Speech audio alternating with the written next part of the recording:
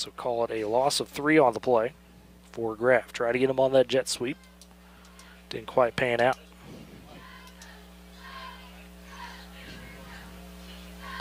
And Carter will check back to the sideline, get his call. Boomers not huddling right now.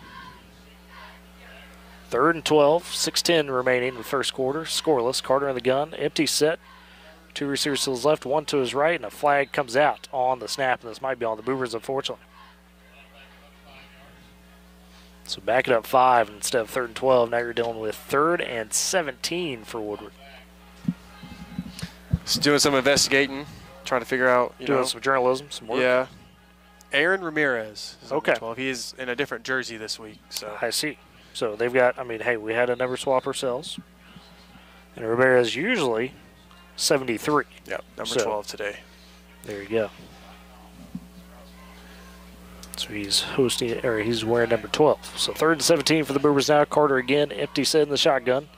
Motion man comes around. It's Wild. They'll fake the handoff to him, looking for the screen pass. It's not there. Carter just got to pull and run. He's got some space. 35-30 to the, or 25-30 up to the 35. It's not going to be a first down. He was tackled down at the 35, but gained a ton of yards. They're still going to come up 5 short of the first. But that's still a big run out there for Cash Carter when it comes to field position. That's another, 12 yards forward that Jake Graff has to work with, and maybe pin Clinton back. You get a good stop on defense, and you're right back where you started.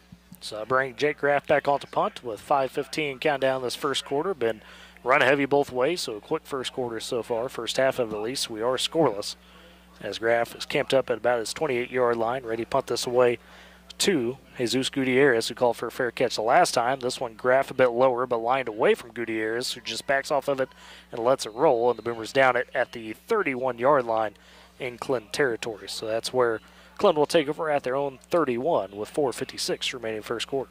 Now here, if you're the Boomers, you did a great job getting pressure on the quarterback. You stopped the run like you were supposed to. Be ready for something different here. Quick passes out to the edge. Clinton's got some speed. They realize that, you've game planned for their bread and butter, so just be ready for something quick. Well, and to your point, usually Clinton, when they get you really focused in on that sweep, they like to try to hit a deep shot or two, and we know that Easton Powell is going to have the arm to do it. So 1st and 10 for Clinton at their own 31. It's Powell under center, has a I formation with the fullback to the right side. 2 receivers to his left, nobody on that right side. They'll pitch it to Gutierrez, who's trying to fight forward for a couple of yards. He gets dragged down at about the 33, it looks like. So a gain of 2. And you'll take that for the Boomers. Just 2 yards a pop. 2 yards a pop. They're going to punt or turn it over. There's been years where Clinton, it seems like, averages 10 yards a pop on that sweep. 2 yards is always what you want as a defense. If you don't let up more than 2 yards, your offense will get the ball back. So Powell again under center, fullback and running back behind him. 2 receivers to his right, nobody left on the wide side of the field. 2nd and 8. Powell fakes the toss and goes with the fullback up the gut, and Trip Bates all over him, blowing him up, and makes sure he goes nowhere. Maybe a loss of yard. Looked like that may have been Jaden Potter playing the fullback spot, and they just pushed him back. And Boomers Trip Bates all over. Setting the tone early, saying, "Hey, we're not that Boomer squad we may have looked like to be the past couple of years." Doing a great job, really controlling the line right now. That they are. So 3rd and 10 now for the Red Tornadoes. A loss of 2 officially, back to the 31. See what Clinton dials up. They tried to go with that quick pass the last time, and it was open for a brief moment before it was dropped by DJ Lister. It'll be Powell this time in the shotgun, has trips to his left, a running back to his right. Nobody on the right side receiver-wise. And Powell rolls that right side looking for the quick pass, and Dylan Wild all over it as Powell was trying to get to Hester, and Wild just right in front of him kind of made sure, hey, you're not going to have a chance to catch this ball. Yeah, that was great awareness there from Wild. Wild, for the first 7 plays, the defense has been lined up, right there off the tackle's butt on the offensive line. Sees trips left, he gets out there and is, right there in place, that 5-yard out route, he was all over it. So great defense. 4th and 10 for the Red Tornadoes. 3:28 remaining first quarter, and they will be punting again as Colt Moore is deep at about his own 32-yard line. This might be when Woodward's at its best. And a nice punt sent away by Renega and fielded by Moore just inside the 30. He's going to have a decent block to the 40, but gets tracked down for out. No, breaks out at 45-50. 45, key block, down to the 30. One man to beat, 20, 10, and he gets tripped up just inside the 10-yard line, but Colt Moore, big return, And the Boomers are going to have first and goal. Tyler, I looked away and was ready to high five. Did he trip over himself? Or? No, right there making a play. It looked like that may have been a man just getting enough of him. I mean, wow, looked like he was caught up right there at the 45. I thought he was down. And then all of a sudden he just takes off, and then, Colton with that breakaway speed. When he finds that sideline, it is on. So Colt Moore with the big return sits up Woodward. First and goal at the Clinton 9. If you're 3:13 remaining first quarter. If you're Cash Carter, you couldn't ask for, much better. Down here you only got about 12 yards, 9 yards to go. So it'll be Carter in the gun. Two receivers to his right. They'll hand off inside to Weil. Makes a decent cut in the hole and fights his way to the 5-yard line. So a gain of 4. Sets up second and goal from the 5. Dylan Weil definitely considers himself a north-south runner. He gets straight to it. Not a lot of edge in that guy. He's going to lower that shoulder, to your point, and try to get some yards. And that's exactly what you want when you're, right here at the goal line. So Carter again in the gun. 2 receivers to his right as well as the tight end. And Weil stacked to his right. Nobody left on the wide side. Carter fakes the handoff, takes himself, and is wrapped up near the line of scrimmage, trying to still fight forward.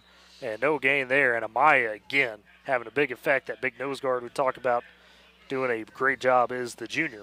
So make it third and goal from the 7. They don't give him the forward progress.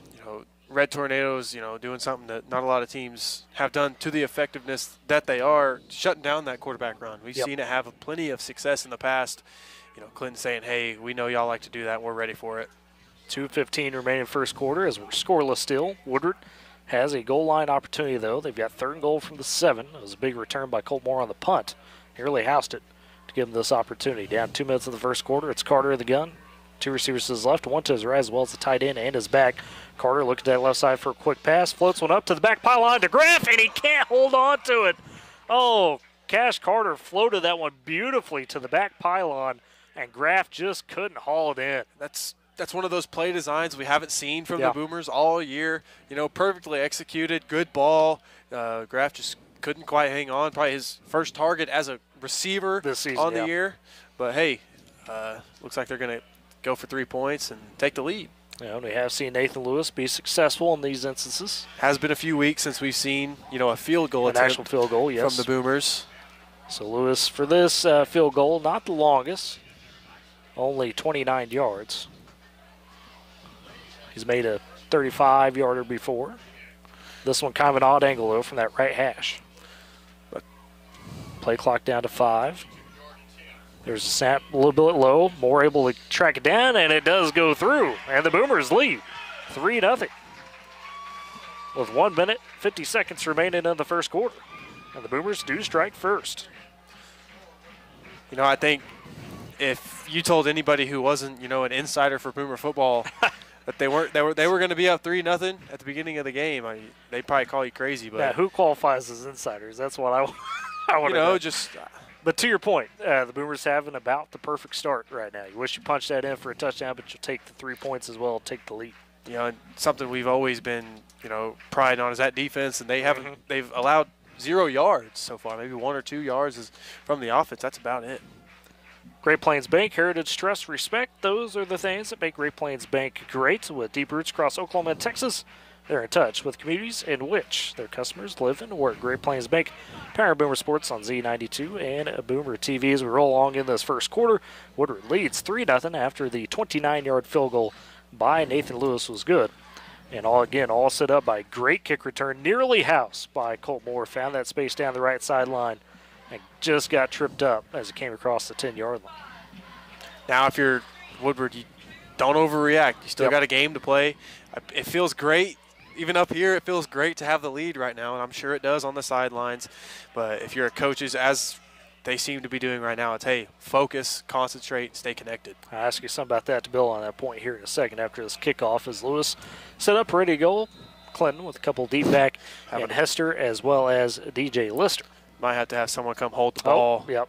It's not the gustiest tonight, but there is a little bit of a gust, about 20 miles an hour. That one fell off the tee, but these two guys deep for Clinton, Darren Hester, and then Lister, both guys that could break one themselves, so you got to be careful here for the Boomers. Now Lewis has got properly set, marches off his steps. Waits the whistle. And they go with a little almost fake by Gill, and Lewis boots this one deep, and retreating back will be Lister, filling it just inside the 15 at the 13, gets to the 25 and runs into a couple of Boomers there as they track him down, and that's where Clinton will take over. It looks like they give him the 26, so 1st and 10 for Clinton at their own 26. You know, I like that concept the Boomers do right there, not only because it's, you know, a fake or fancy, whatever you will, but they also, Sean Gill stays back. He doesn't cross the 40, and you know, just kind of that contained guy. Right, kind of sees how they react, and you know, those two guys with soccer backgrounds, Lewis and Gill, so kind of like a, you know, penalty kick almost. You play a little bit of mind game. Awaiting the time that Gill does kick it for an onside. And now Clinton going to come out of the shotgun as Powell in the gun, running back to his right, 2 receivers to his left, 1 to the right. Now man in motion is Hester as they'll get him on the sweep, and the Boomers almost have him in the backfield. Levi Harris had a chance at him, but Hester able to turn up the field and get to the 35-yard line, nearly a first down. Levi Harris was all over it, just couldn't quite get his hands on Hester, and it turns into a gain of 9. Yeah, and Hester, one of those guys, if you get your hands on him, you better bring him down. Yep. Because you let him get just 2 seconds of speed going, and he's a hard guy to bring down. And again, good within his frame in terms of his strength. Only listed 160, but plays tougher than that in terms of how he can shake guys and kind of, you know, get them off of him. As it's Powell now under center in the I formation. 2 receivers to his right, and they'll Powell will try to keep himself almost tackled behind the line, then spins out of it and is able to fight forward near the stick. That was an impressive finish from Powell because it looked like he was dead to rights again in the backfield. And they're going to hold him just a touch short inches of the first down. So 3rd and inches for Powell, and we're within a minute of the first quarter, down to 40 seconds. Clinton will have to snap it one more time. 2 teams who run the ball almost every play, so this comes as no surprise. So for Clinton, we'll see him try to power this through, I imagine, either with Powell himself or the fullback option. It's Clinton taking their time in the huddle, down to 10 on the play clock before they've even broke the huddle. The down marker is listed at first down, so are they saying it was they actually first? are going to give him the first down. So they are instead going to give him the first. Okay. Did look just a bit short, but so that ran the clock down to 22 seconds, and they realized it and put it forward to 1st and 10. So instead of a 3rd and 1, it's 1st and 10 for Clinton at the Woodward or at their own 36, I should say. And we'll still have to run the play because the officials stopped the clock. So it'll be Powell under center, a single back behind him, a receiver each side, and a tight end on the right. Powell drops back, looking to throw on 1st and 10, throws an absolute heater, but a little low for Darren Hester, who wasn't quite in time with it. Incomplete, 2nd and 10. Yeah, that one kind of got away from him. Tried to throw it off his back foot, tried to get it out just fast enough, but just a bit low. And a quick slant from Hester, trying to take advantage of that. We see teams do this, try to identify soft spots in the Boomers' zone defense at times. And we've seen the Boomers, you know, improve on closing those soft spots quicker. So 2nd and 10. Powell now in the gun. 2 receivers to his right, 1 to his left. Man, the backfield to his right as well. They man in motion as Potter. And another quick pass, this time complete to Hester down the right sideline. Spins his way near the 50-yard line, has the first down. And Clinton moves the chains. They got him at the 49, so a little short of the 50. We just mentioned it, you know, he kind of sat down in that blanket zone. And, you know, right there at the sticks, able to get a few yards as the clock runs under 10 seconds now. And Clinton does not have to snap this, and it looks like they won as we're down to 5 in the quarter. So that's how we will end the first quarter. Woodward has the lead after 1 here against the Red Tornadoes. It's 3-0. We'll step aside for break. Come back for the second quarter. It's Boomer Football on Z92 and Boomer TV. It's the Vance Spooktacular Sales Event at Vance Auto Group of Woodward, and the deals are so good, other dealers are terrified.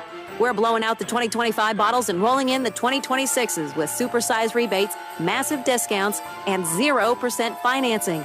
It's downright spooktacular. Get the Vance Lifetime Powertrain program free with every new vehicle. Come see why we're Northwest Oklahoma's volume sales leader, Vance Auto Group of Woodward. Buy local or be haunted by regret. Supporting communities in every way, Sealing State Bank is thrilled to bring hometown banking closer to you with a brand new branch in Woodward.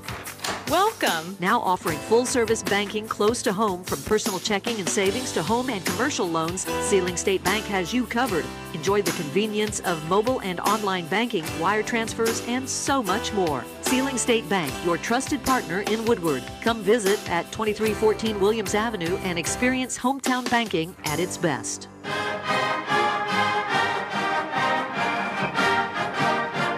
at Woodward Stadium, ready to start the second quarter. After the first 12 minutes, and Ely, you had mentioned a minute ago before Clinton started their drive about the mental factor for Woodward. Clinton's dominated this series. There's been no secret about that. Like I said, the Boomers got to keep within themselves now and say, okay, we're in this. Now we got to be able to handle it. Yeah, and it's a position they haven't been in, too many times in the past, especially against a team of Clinton's caliber. Absolutely. So 1st and 10 for Clinton at their own 49s. Powell under center. Of the man behind him in the backfield. 2 receivers to his right, to his left, tight end to his right. And they'll pitch it short side to Hester, looking for a block. Spins back at the 50 now, cuts a reverse field, trying to beat his man to the edge. It's Wild trying to track him down, and Wild just can't get there. And Hester, out of nothing, turns it into a gain up into Boomer territory at the 44. That was a 7-yard gain, and he ran probably about 60 yards for it. Yeah, and one thing I noticed about that play is on those, halfback tosses and things like that, you don't see the quarterback come and lead block. Right. Powell tossed it and immediately got out in front and was lead blocking for him. That's part of the tough-nosed build that he has. Obviously a linebacker, just like his brother. So Hester, smartly able to reverse it entirely. A little old Reggie Bush style back there. And thank goodness for Jake Graff, along the sideline to get him down, or he might have taken it for more. So 2nd and 3 for Clinton. Powell under center, I formation. They fake the toss. They give it on the fullback and fighting forward. Looks to be maybe Cruz Rios. Have to get the number proper on there. Nope, excuse me. That'd be J.J. Reeves, the sophomore. And he's got just enough for the first up the gut. Something to mention here. We've seen 3 or 4 times now, the defensive lineman, Levi Harris, Trip Bates, get back in the backfield almost immediately, get a hand on the runner, but not quite be able to bring him down. That's going to be a key factor moving forward. If we can get a few of those and set that offense back, So 1st and 10 for Clinton at the Boomer 41, 10:40 remaining first half as Woodward leads 3-0, but Clinton stringing together a drive. As it's Powell on the gun, empty set. 2 receivers to his right, 1 to his left, as well as a tight end. He motions Hester across the formation, gives it to him on the jet sweep. Hester strung out, but is able to cut upfield just enough at the end for a few yards, and Caleb Hutton looks like throwing him down in the Clinton sideline. Caleb Hutton did a great job right there. He was going against J.J. Ruiz, who just ran the ball a couple plays ago, staying outside. Ruiz trying to force him back inside. Hutton did a good job of swimming over that and playing no outsiders to be able to bring that guy down. And just a gain of a yard for Hester on the long sweep. So 2nd and 9 upcoming for the Red Tornadoes. They're at the Boomer 40-yard line trying to drive, going on play, it looks like 8 now of the drive. As it's Powell under center, I formation, a receiver to his right, everybody else packed in tight. And they go on the fake dive, and Powell going to keep it himself and just spin forward. So tough to bring down. You contact him, but he still carries you for a few yards, and he gets to the 36-yard line, so a gain of 4 on the play. Yeah, that's kind of a crafty play call on for the Red Tornadoes. It's that fake handoff right, and the quarterback spins back left to go through that C gap, and it's a tough thing to realize. But it was a good job from Hutton to be able to get a hand on him and slow him down, or that was going to go for more. 3rd and 5 upcoming for Clinton now. 9:55 remaining first half. Woodward leads 3-0. Clinton in Boomer territory at the 36. It's Powell under center, I formation, 2 receivers to his left, everybody else in tight. That's Powell with the toss to Potter. Cuts it upfield. Potter has a bit of a hole, fighting for the stick, and it looks like he just gets that first down marker before the Boomers are able to ride him out of bounds. Yeah, we're seeing now the toss, the sweep, starting to be just a little effective. We've seen Boomers do a great job the first couple of possessions. Tornadoes having some success, maybe getting a flow right now. So see how the Boomers can bend here and manage not to break. And Potter just needed 5, and he got exactly 5 to give Clinton the first down. So 1st and 10 for the Red Tornadoes at the Boomer 31 as we go to 9:25 remaining in the half. Woodward leads 3-0, but Clinton tried to answer back after the Boomers are able to get a field goal on their last drive. As Powell under center, 2 receivers left in high formation. They fake the toss, hand it to the up back, and that would be J.J. Ruiz. And he fights to the, looks like, 28-yard line, so give him a gain of 3 to make it 2nd and 7. You've Clinton some credit here. You can tell just by watching a few plays how long Clinton's been doing this. Yeah. You know, they get to their spots almost instantly. The running backs know exactly where to go, and that's one of those things. If you block it well enough, if you execute well enough, you get the yards you need. The Boomers doing a good job. Just, you know, it's hard to go against something like that. Clinton on play 11 of the drive. Powell under center, I formation, 2 receivers left. They toss it to Hester. He's got some room ahead, cuts up field to the 20, inside the 20 to near the 15-yard line. They say the 17, it looks like. He's got the first down.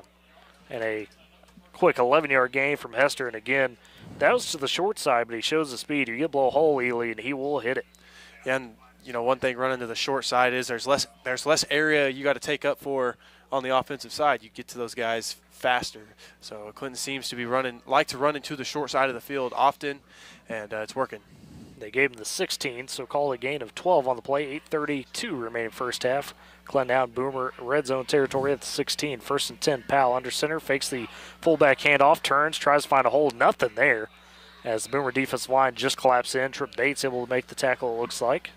Trip Bates did a good job staying home right there. That quarterback spun back left, didn't have anywhere to go. Trip didn't overreact and, you know, start running upfield, stayed there. And as soon as Powell turned his head, Trip Bates was right there. Powell was able to stretch over the pile for a gain of a couple, they say, up to the 14-yard line. So 2nd and 8 upcoming. 8:05 and countdown of this first half. It's going to be a quick first half if it keeps on this same pace.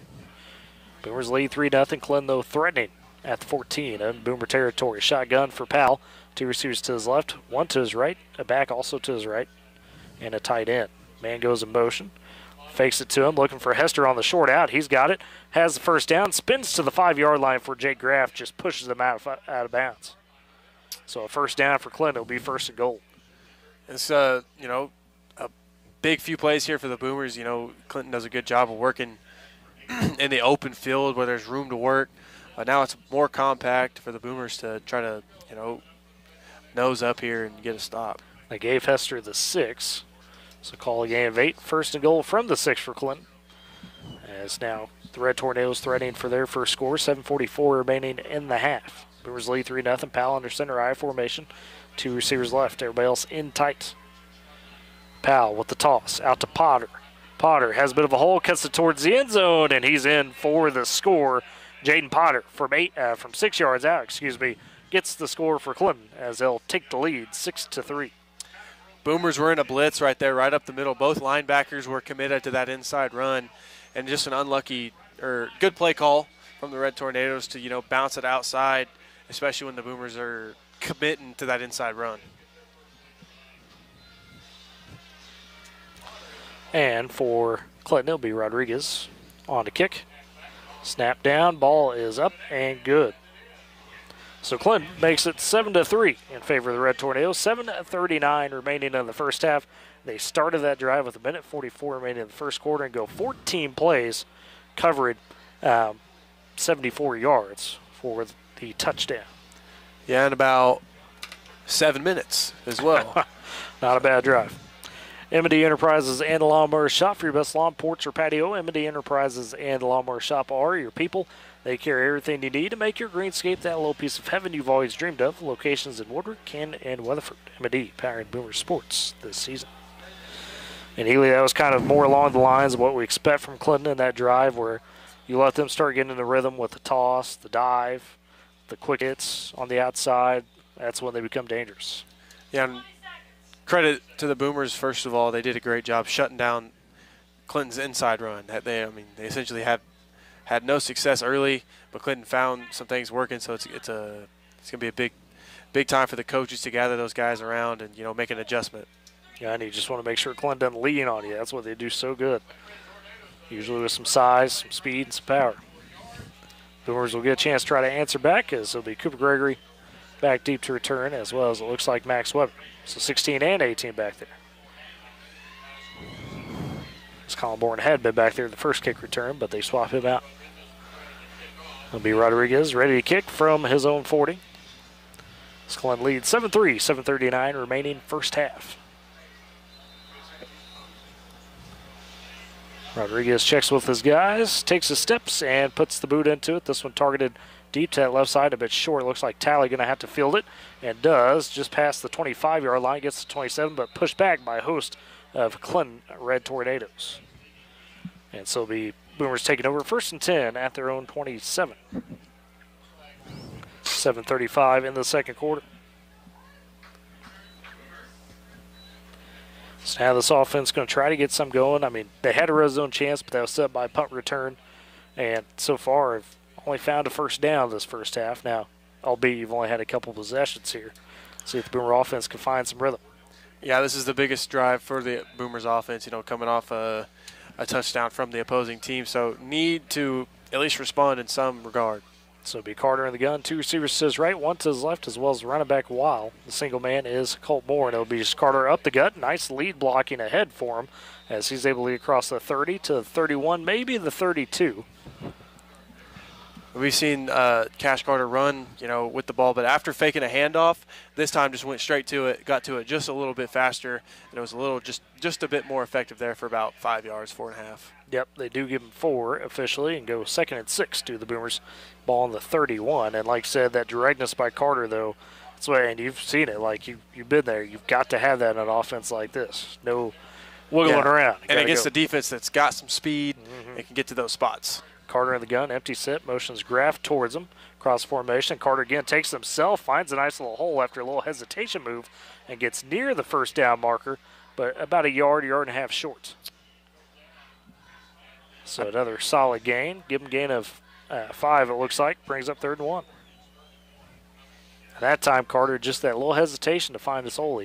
Yeah, and it looked like an option play there. You know, the Colt Moore coming in motion. Jake Graff coming in motion, and the safety, the Red Tornadoes come down, so Carter decided to pull it and take off. So 3rd and 1 for the Boomers from their own 36. Carter in the gun, trips to his right, 1 to his left, in tight. Carter with a hard count, now moves Moore across formation, and they give it to him. It's on the ground. Moore didn't pick it up, and Clinton falls right on top of it. And I think that is going to be Clinton ball, and just a severe mistake for the Boomers, unfortunately. Again, looked like they kind of ran that same play as previous, the option, but don't know if Carter didn't expect to get the ball. Expect to get the ball, or Carter didn't get it secured in there. And so it winds up being a massive turnover for Woodward, and it gives Clinton the ball at the 33-yard line. So miscommunication there of some sort. Yeah, so now you just got to play the forget game and, you know, stand up here and get your offensive ball back. So 6:11 remaining first half as Clinton takes over at the Woodward 33-yard line. Be Powell under center, fakes the handoff up the gut, and then turns around, keeps himself, plunges forward for a gain of a couple. Gets to the 31-yard line, 2-yard run on first, makes it 2nd and 8. And it's not a boot, but it's kind of an interesting option play under center. You don't see that in the modern day as much. Yeah, and I don't know if it's an option play either. I think that's designed because he gets there so fast off that spin. Boomers, that was probably the best way they've reacted to that play so far, just allowing 2 yards. Because Powell gets there quick. He's got some athleticism. 2nd and 8 for Clinton. Powell in the gun, 2 to his left, 1 to his right. Puts a man in motion. That's Potter. Gives it to him on the jet sweep. Cuts it upfield. Gets to the 25-yard line before he's tackled down by a couple Boomers. Mason Arnold in on that. Looks like as well as Baylor Short. And the run makes it, looks like it's going to be 3rd and 2 for Clinton. Gain of about 6 by Potter. Clinton most likely. Oh, there's a penalty. Excuse me. So they're backing him up. Call holding. Didn't see if it was a holding or if it was a procedure because there was a motion. And, yep, illegal shift. So knock away the gain for Clinton. They'll back him up. So it looks like they're going to elect to, accept it, and obviously that'll be repeat, 2nd down. Yep. So instead of 3rd and short, it's going to be 2nd and 13. 2nd about 13, so. Now this is where if you're the Boomers, you take advantage of it. Absolutely. And we talked about in the pregame, right? Execution. You don't want those penalties. And if you're the team that is gifted one by the other team, you got to be able to take advantage of it. So it'll be Powell under center on 2nd and 13 in the eye. 2 receivers to his left. They fake the inside handoff, and they find Hester over the middle. A nice strike from Powell, and Mason Arnold sticks Hester, but Hester able to hold on. Gets back all the penalty yards and gets down to the 24-yard line. Yeah, and after the penalty, it's going to be 3rd and 1. Just about what it was almost going to be a play ago. So still a huge play for the Boomer defense. But Clinton probably here in 4-down territory. Probably so. And again, though, Powell showing his arm. That was a strike. So 3rd and 1 for Clinton at the Boomer 24. 4:35 remaining in the half. Clinton leads 7-0. Powell under center, single back. He's just going to QB keep it himself. Has the first down. Spins his way through a tackle to about the 19-yard line before he's taken down. So ultimately a gain of 5. Makes it 1st and 10 for Clinton at the 19. Clinton definitely controlling the time of possession now. You know, they had the ball for 7 minutes there to end the first quarter, going into the second quarter, and then Boomers just, gave it right back to him, essentially had the ball the whole second quarter. Yeah, I mean, since the 1:44 mark in the first quarter, we're down to 4:10 left in the second, Woodward's only had the ball for 3 minutes. So it'll be Powell under center, has back split behind him. They'll toss it to Gutierrez, who's able to fight forward. Didn't get much. Great job. About a gain of a yard, maybe 2. Great job from Austin Rowland to get off his block real quick and save that, because there was a big hole there, but Rowland was able to close that hole real quick. So give it a 2nd and 9. As the Boomers trail 7-3. Clinton deep in Boomer territory at the 18. 3:35 remain in the half. 2nd and 9 for the Red Tornadoes. As Powell in the gun. 2 receivers left. 1 to his right as well as his running back. Now he motions a man across. It's Potter. Fakes the handoff to him. Now goes for another quick strike to Hester. And that time too much mustard by the sophomore. He just loaded that one up and fired it over the top of Hester. Yeah, that was a missile for sure. That was a great throw there by Powell, right over the top a while. But I think it was just a little too fast for the receiver as well. Yeah, I don't know if a catcher would have wanted to catch that one in baseball. I think has some speed to it. And Clinton takes the timeout with 3:25 remaining in the half as they lead 7-3 and have a 3rd and 9 upcoming. Smith & Co. Auction and Realty, your Oklahoma's real estate and land auction experts. Smith & Co. is your number 1 choice for all your land auctions and real estate deeds. Call them 580-254-3975 or email Ira at smithcorealestate.com. And Northwest Glass, from residential and commercial glass to auto glass, doors, and mirrors. Northwest Glass has you covered. They do it all with expert care and quality service. Stop by 611 Texas Avenue in Woodward or call them at 580-256-4324. Smith & Co. Northwest Glass, Pioneer Boomer Sports this season. A timeout taken by Clinton. And since the first quarter, or since early on in the first quarter, if you will, this is the best position the defense for the Boomers is. 3rd and 8, you got a chance to get a stop here, and then you force, the coach, Coach Higbee, to make a decision if you want to go for it or trust your kicker. I don't know what they're.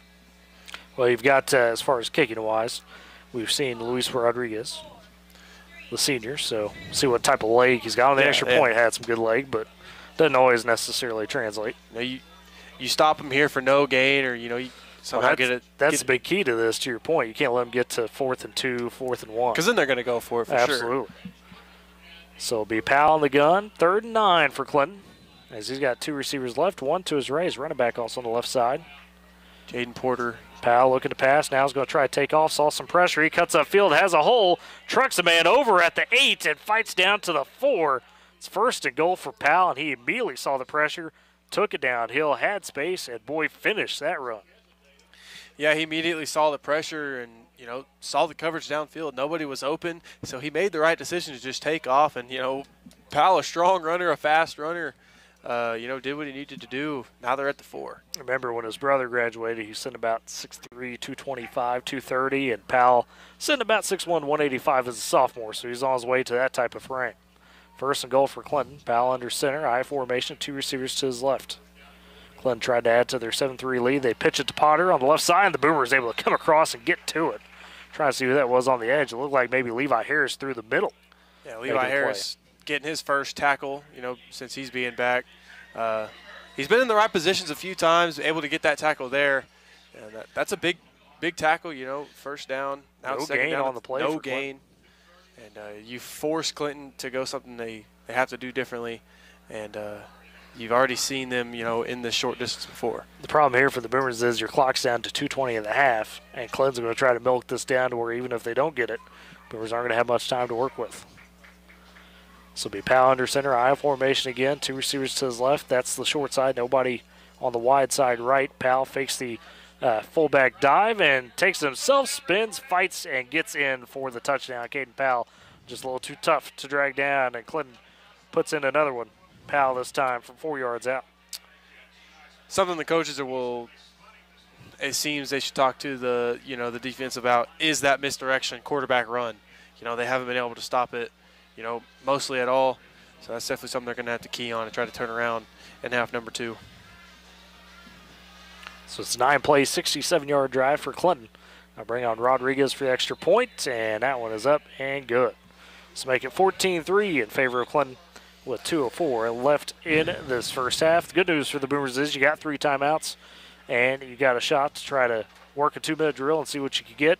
The bad news is Clinton deferred to start the ball game, so Clinton will have the ball to start the second half.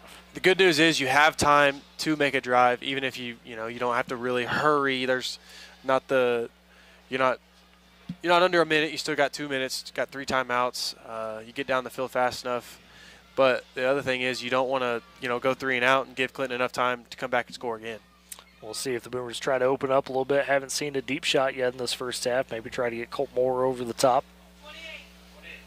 See, he's had that big kick return, but otherwise, or not kick return, excuse me, punt return, but otherwise has kind of been held quiet so far. Boomers haven't really had a big offensive drive either. They haven't really been able to break anything out on the offensive side. This will be Rodriguez teeing it up for the Red Tornadoes. Back deep again will be that might be 19. Blake Boone, freshman. That is Cooper Gregory for sure on the left hash. Boomer coach is keeping us on our toes with those, yeah, mixing them up. Those deep backs. So Rodriguez has his guy set, ready to go on the extra point. Oh, and I say the extra point, the kickoff, and then the ball tipped over. That wind has done it twice now. Again, not super strong, but just enough. About 20 miles an hour wind gusts. As Rodriguez ready for the kick again. This one again a bit shorter, targeted right to Luke Talley, just past the 25.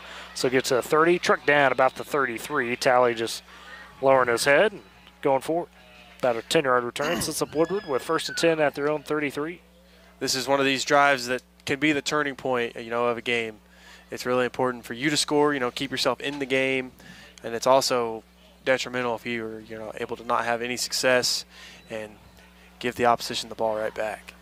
I apologize. I misspoke a minute ago. I said it was a 67-yard drive by Clinton. That's not the case. Woodward had that fumble. It was a 9-play, 33-yard drive by Clinton, so 9 plays for 33 yards. Not the best yards per play, but it worked out. That'd be 3.8 yards a play, and they still managed to get in there. Ely with the quick math. Look at you. That's probably not exact, but it's just under 4. Carter in the gun, empty set. He's going to take it on the QB keeper. Has a couple blocks right, 40, 45, and has the first down as he gets to the 46-yard line. So Cash Carter kind of getting Clinton a little bit off their feet there. Boomer spread it out and say, hey, we'll just keep it on the QB side. Kind of taking a page out of what we've been seeing from Clinton. Yeah. He just gets the ball and immediately cuts it out, or not even cuts it outside, just runs straight outside. Had a couple blockers, and Cash Carter showing a little bit of speed right there. A little bit of speed from the QB. So 1st and 10, he has been playing on defense this year a bit more, so going both ways, maybe working on that side-to-side speed. 1st and 10 for the Boomers at their own 46. Clock at a minute 35. Carter in the gun. A couple receivers in tight to his left, 2 to his right. Man in motion across. Looks to be Mason Arnold, and Arnold going to get it. Boyd tackled for loss back at his own 42-yard line. Loss of 4 on the play. Clinton all over that sweep. Tough to work on those outside runs and, things to get the ball out there towards the numbers and outside of them when you're playing against a team with this much speed. So if you don't get connected with those guys fast, they're going to be in your face about in the backfield. Yeah, absolutely. So 2nd and 14 for the Boomers. Clock down to minute 2. Boomers still have 3 timeouts, but it is rolling. Carter in the gun. 2 receivers to his right as well as the tight end, 1 left. Carter, the only guy behind there, looking for the quick pass. Ooh, over to Colt Moore, and a little miscommunication. Moore was quadruple covered by Clinton, and he stopped short. Carter thought he was going to continue going. And it's an incompletion, brings up 3rd and 14 with 52 seconds remaining in the half. You know, and it might have been a good thing Colt Moore didn't keep going because, as you mentioned, he was quadruple covered and 4-on-1. You know, it's not a good matchup if you're the Boomers. Even for Colt Moore, yeah, which I know is shocking to say. He is a human. But, I mean, that's a likely interception or, you know, at the best incompletion. At the very least, a dangerous spot. So the good news for the Boomers is clock stopped. They'll take their time getting this play in. As Carter's looked back to the sideline. Has a receiver each side in the gun. Running back to his right. Tight end on each side as well. Takes a snap, fakes the handoff, looking for the quick pass and the flat, and that is batted away. It was intended for Mason Arnold, but it looks like it was Gavin Evans, the freshman, knocking it down, and there's a flag on the far side of the field as well. I think it's going to be taunting. The kid who batted it down kind of That'd be Evans. made now. some gestures. Evans is a freshman, but he's 6 foot 215 as a freshman. Well, now they're saying that Clinton's electing to decline So it must have been whatever all the call may Boomers. be. Yep. So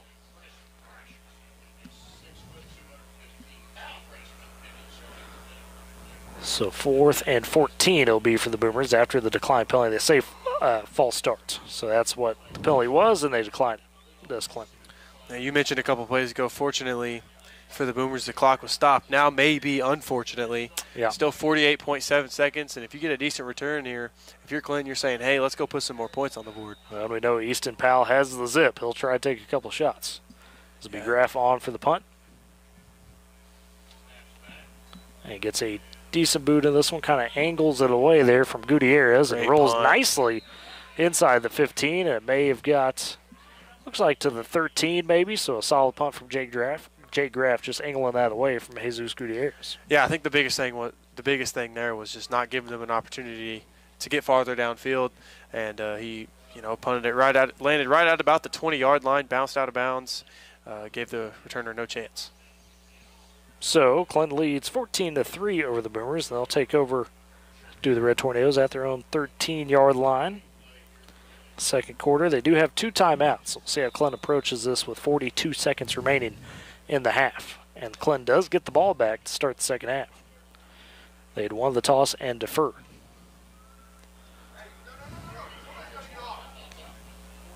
And that'll be Powell under center. And the Boomers going to burn a timeout because it looked like there was some miscommunication in terms of who was on, who was off. Yeah, there might have been I think on both sides there was some confusion as well. We've seen, or at least I've seen guys running off the field for the Clinton side too, so I think both teams needed a bit of a reset. Boomers, of course, had those 3 timeouts, so burned 1 there. As they trail 14-3. Just 42 seconds remaining in this half. It's been a quick first half. Both teams obviously with the focus more so on the ground game. Just 7:50 in terms of time. So I don't think we've seen the first half stop before or get over before 8 p.m. it's about to be all season long. 1 hour first half. It's a quick time right there for sure. We'll check up at the half, get some word from Dakota, see what's going on, not only in the district, but across the area with a few highlighted games. And, of course, don't forget, Friday Night Quick Scores. It's a special Thursday night edition tonight. And it's going live on K101 right now with C.J. Montgomery and the crew. Got the over-under set at 6.5. Oh, C.J. saying Friday instead of Thursday. Time C.J.'s going to say Friday Night Quick Scores. I'm taking the over, 100%. Taking the over. That's fair. A lot of Oklahoma games tonight. 1 game in Texas with Perryton and Lubbock Estacado, the Matadors. So 1st and 10 for Clinton. Powell under center, I formation, 2 receivers to his left. And they'll go with the fullback dive up the gut. Has a decent hole to the 20 and tackled down near the 21. No timeout elected either. Believe so far. Trying to see who that was on the run. But Jacob Jefferson, I believe. was it number 2? I don't think that's the right man because Jefferson's listed at 5'5", 125. That cannot be Jefferson. That is Maybe a different number swap as we had one. So Okay. Oh, I just heard number Clinton broadcast up on the Cruz Rios. Yes, Originally got number it. 20, now wearing number 2 tonight. There you go. So Good and ease dropping. That's what they're going to roll with, though. Clinton got a gain about 7, and they'll take it to the half with that as Red Tornadoes lead the Boomers 14-3 after 2 quarters. We'll step aside for break, come back with the halftime show. It's Boomer Football on Z92 and Boomer TV. Enjoy mile after winter mile on tires you can trust for any adventure in any weather. Between September 24th and December 9th, get $80 via reward card or virtual prepaid card after online submission with the purchase of 4 new Michelin passenger or light truck tires. Visit your Michelin dealer, High Plains Tire at 2220 Main in Woodward. See michelinman.com/autos/deals-promotions-and-rebates for complete details. Offer expires 12/9/2025. Life moves fast, and you deserve internet that keeps up. Say hello to Pioneer Fiber Internet with blazing fast gig fiber speeds designed for the way you live, work, and play.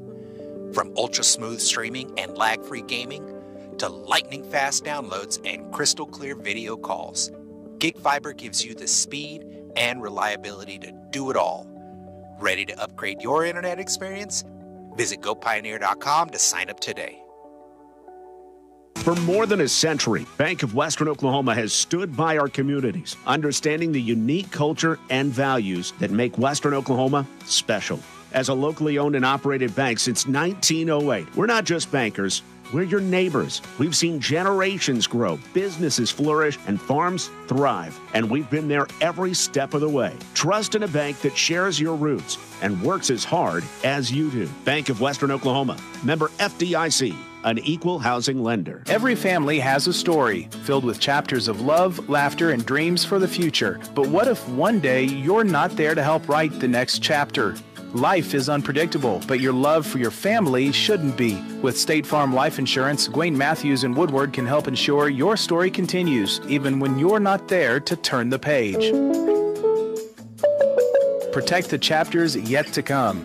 Talk to Gwayne Matthews because your story deserves to be told.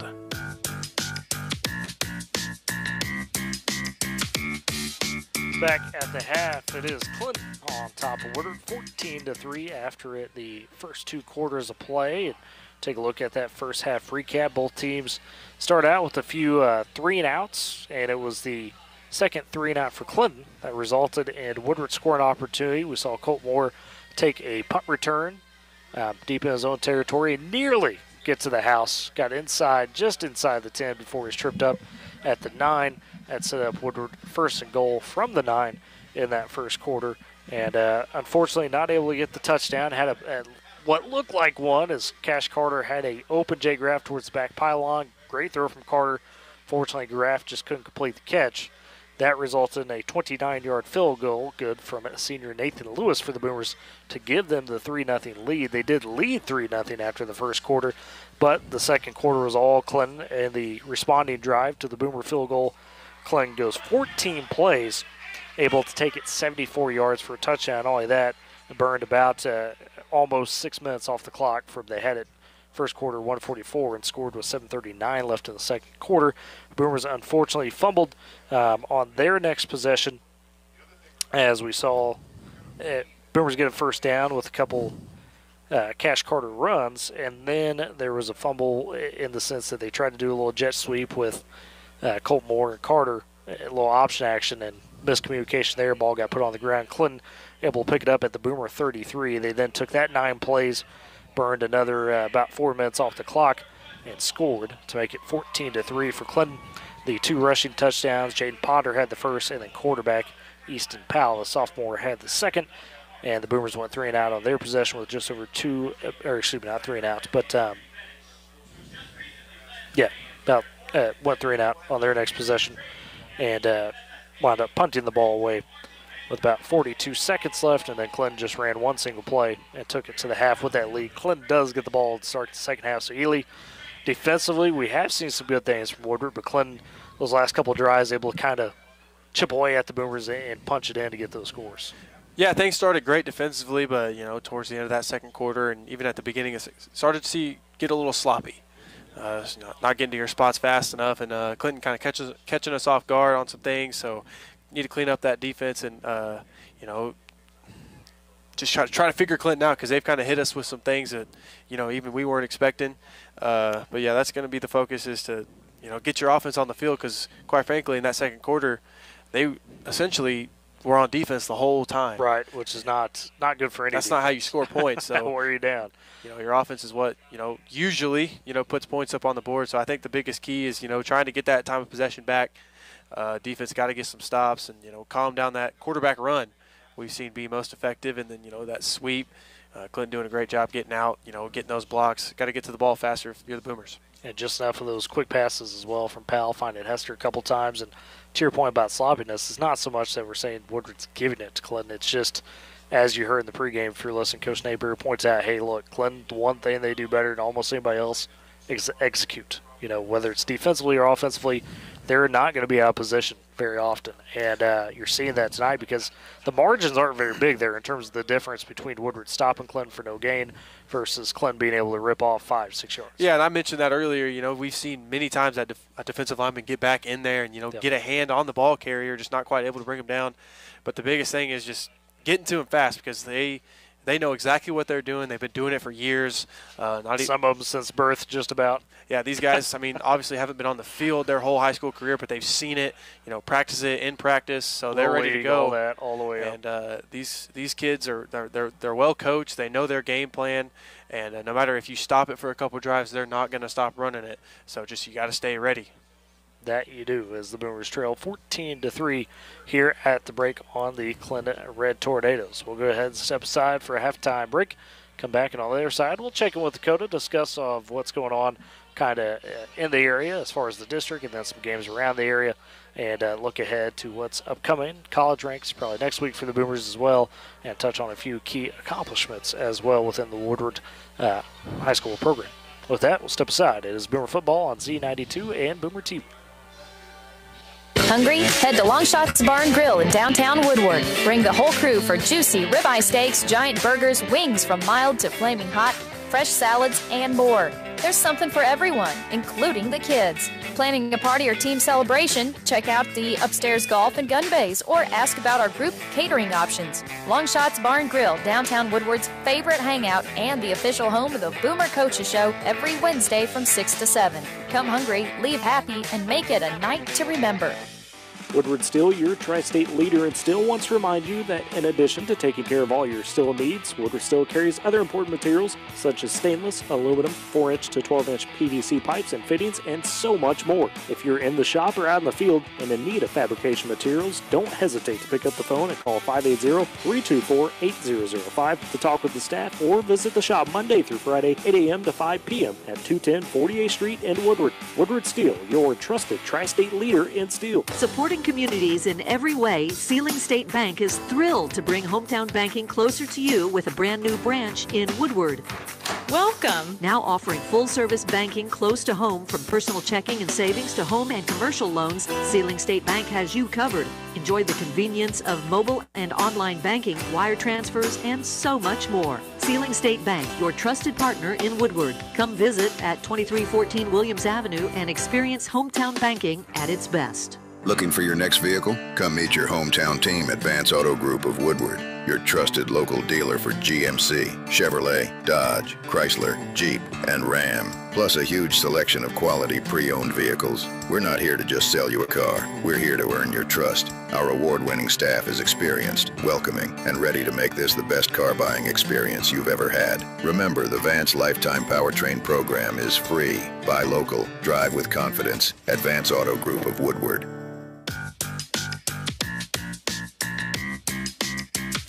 And we're back at Boomer Stadium as Clinton leads the Boomers 14-3 here at the halftime break. It's time, getting close, I should say, to taking a look around things, but looking at the college ranks a little bit first before we get to that. One Division I college game on the slate. It was Tulsa on the road against East Carolina tonight.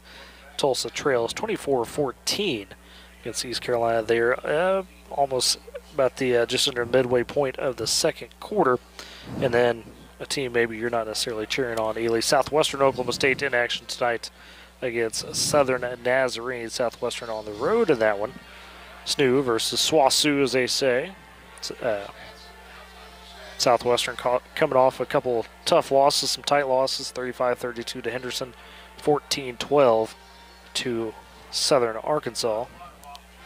Dang it. And trying to see if we got some live stats on that going on real quick. But that's kind of an interesting battle.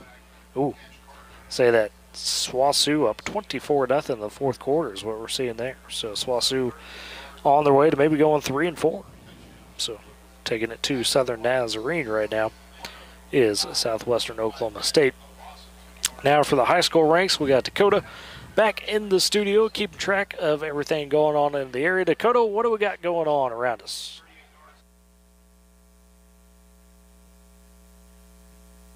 Tyler, Ely, Douglas at Elk City. Elk City leads 23-0.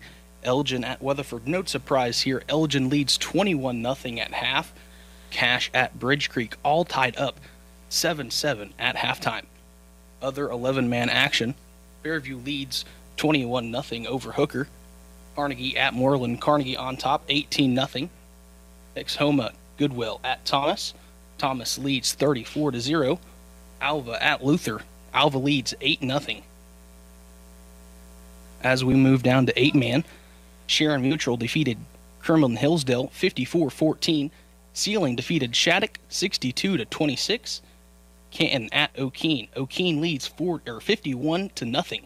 Timberlake at Winoka. Timberlake leads 40-0. Tyler Ely, that is all the scores I have for you. Appreciate that. Oh, thank you, Dakota. Appreciate that update and some interesting results there. Dakota touched on that district. It looks like Cache Bridge Creek, as you mentioned, kind of in a good battle.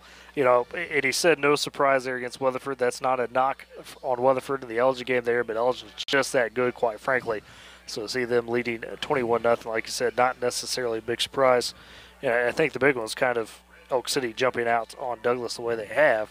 Elk City building some momentum, took Clinton down to the wire in that game last week.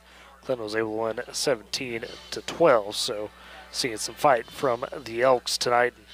Probably the other big one out of that Dakota mentioned you heard was Fairview on Hooker 21-0. That was a Hooker team last week that pulled away from an undefeated Cashion team, 149-28 Ely.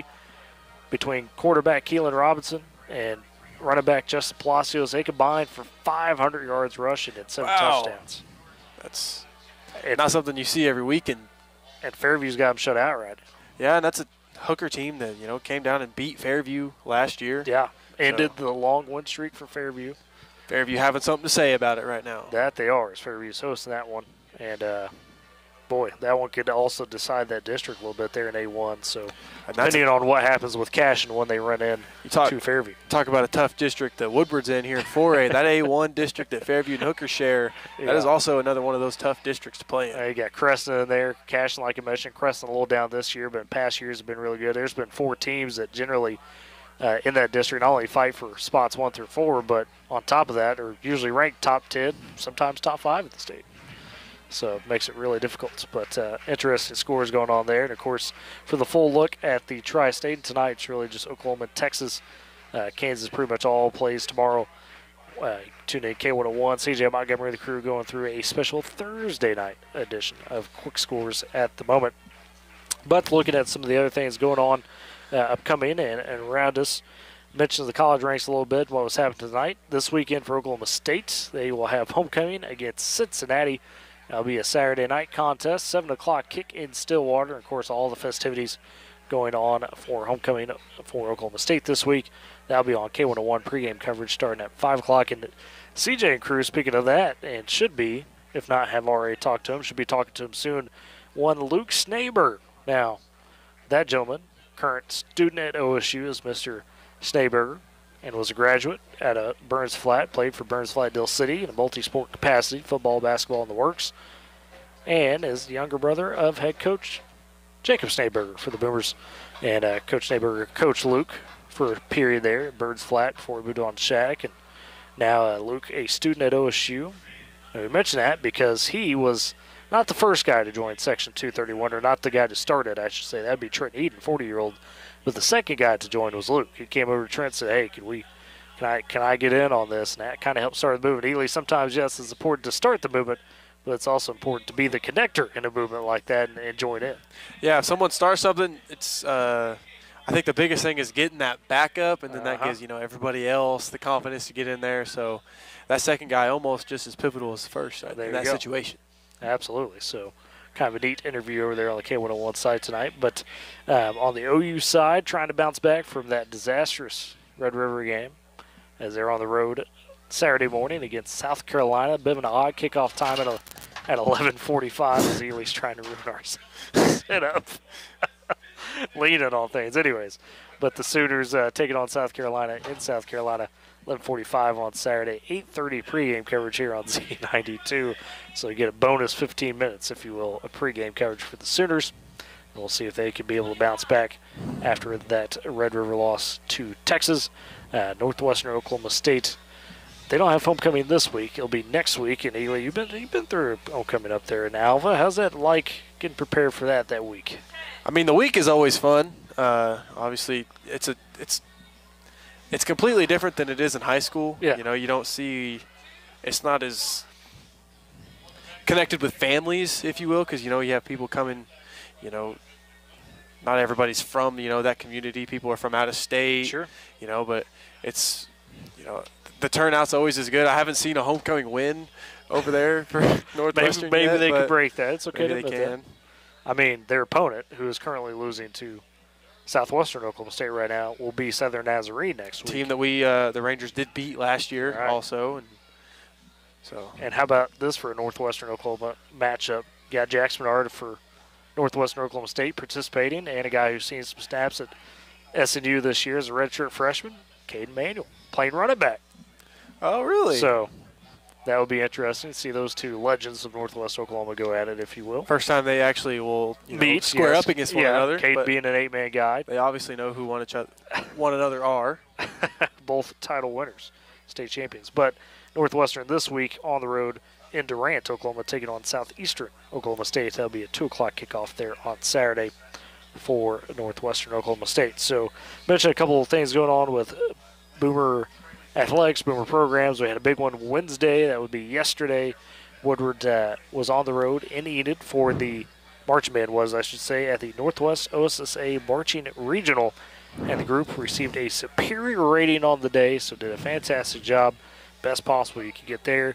Had a few other classic bowls successful as well. Perry, Fairview, Hennessy, and Wacomas all received superior ratings as well. But for the Boomer Marching Band, congratulations to them. I know in talking with Daisy and Daisy Crockett, TJ Parton, the band director, assistant band director, every year it's always a puzzle to put together a good show.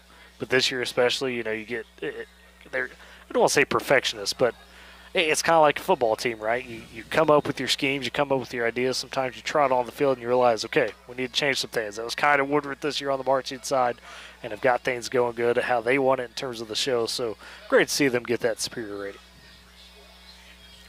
As both teams, still a couple minutes before they get out of the locker rooms. And for Woodward, looking forward, obviously you got this Thursday night game tonight, kind of kicking off fall break, if you will. Classes are out starting today, and they'll be out through Monday for fall break. And then the Boomers next week will be on the road to take on Bridge Creek. Back to the city they go, see if they can fare well against Bridge Creek. And then you'll be back home against Weatherford after that, and you'll end the season with Elk City. Ely, it's crazy, but we're already over halfway of the season. We're closing out on the final few regular season weeks.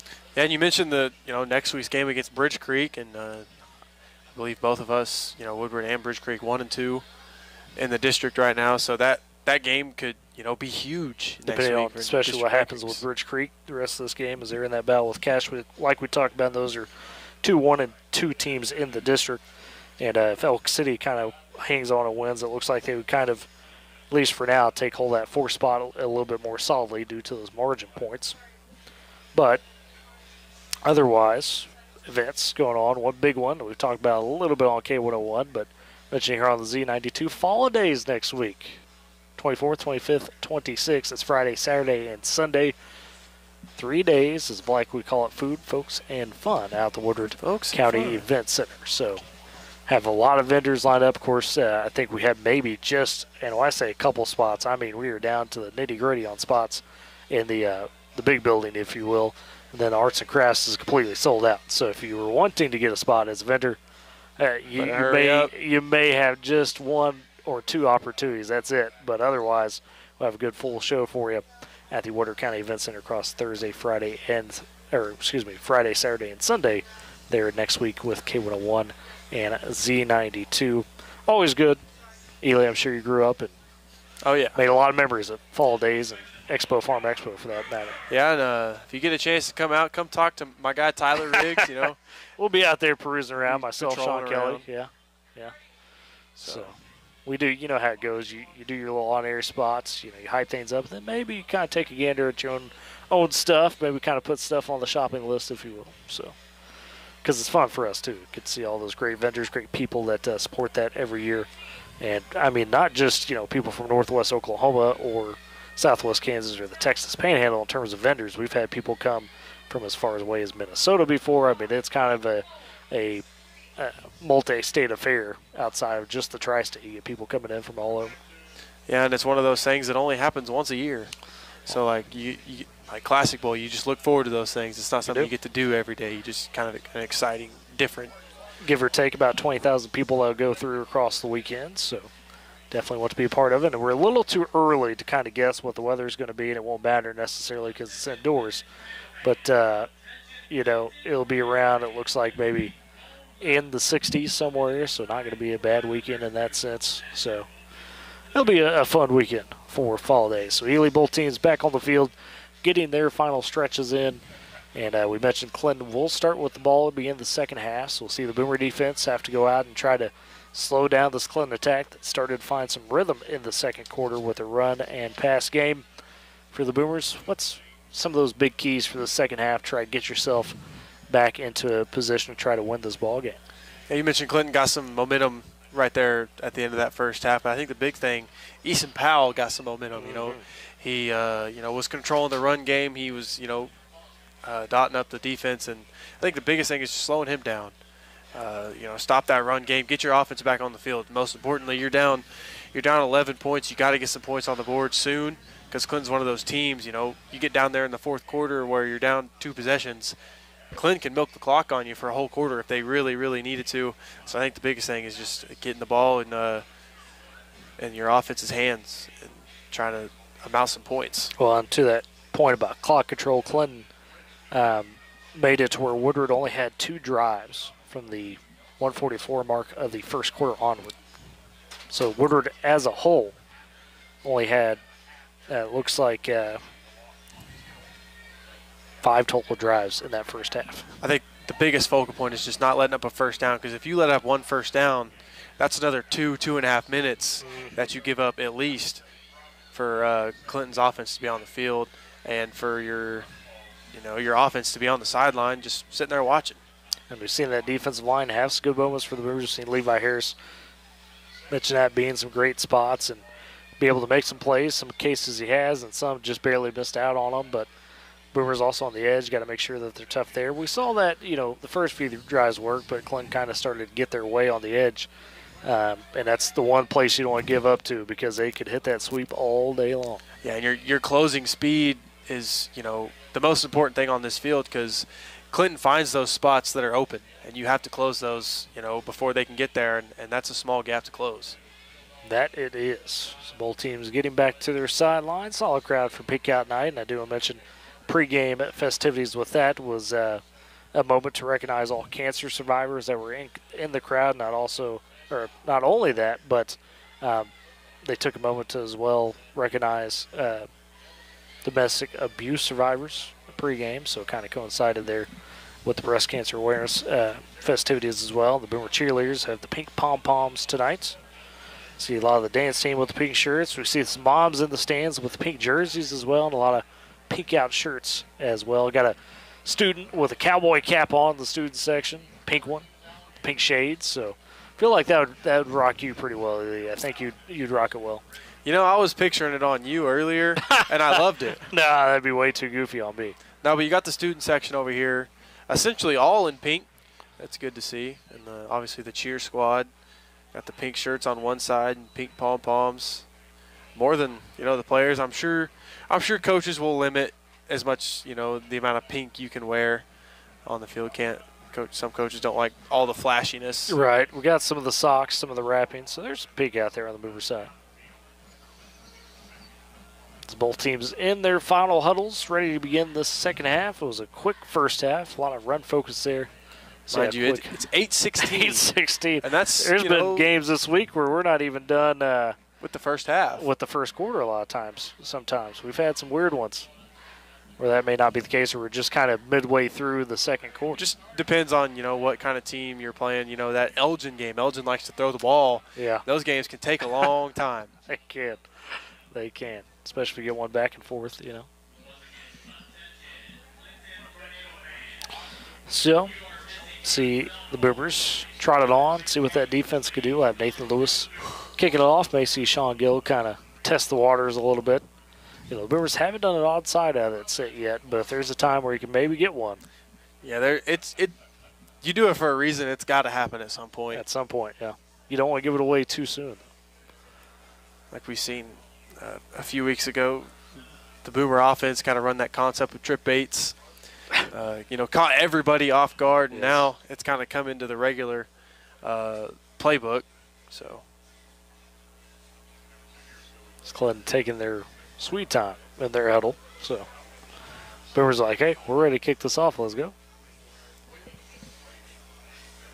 Yeah, it looks like they're just here they come. There they go. So Gill sitting up at his own 40, ready to boot this one away. D for Clinton. It'll be Hester and Lister. Darren Hester, DJ Lister. Say that 5 times fast. I'm okay.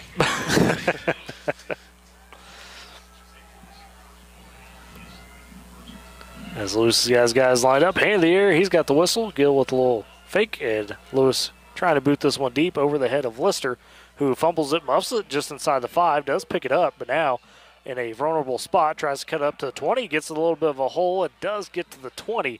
That's as far as you get. A lot of running there for just getting it back to the 20-yard line. Yeah, that was definitely a good recovery there for the return man. It would have been nice for the Boomers to, kind of take advantage of that, get them inside the 10, but good creative run there from Lister. So make it Clinton first down at their own 20-yard line as they begin this drive to start the third quarter. Red Tornadoes lead the Boomers 14-3. Boomers had that field goal by Nathan Lewis in the first half, 29 yards out. See Easton Powell lead the offense back yet. Boomers starting the second half with the 4-down line set here. And Clinton going to their bread and butter in the I formation. Powell under center, 2 receivers right. They go with the fullback dive up the gut. And that was J.J. Rees, the sophomore, who dove forward for about a yard, maybe a yard and a half. Be 2nd and 9, they say. For the Boomers, you need to replicate that 3 more times. Give them nothing. Get your offense back out on the field. Try to generate some offense. Ball at the 21-yard line with the second 9 upcoming for the Red Tornadoes. Boomer defense front. We mentioned Levi Harris back in the lineup this week. Had dealt with some concussion issues. Got Bo Morton up there as well.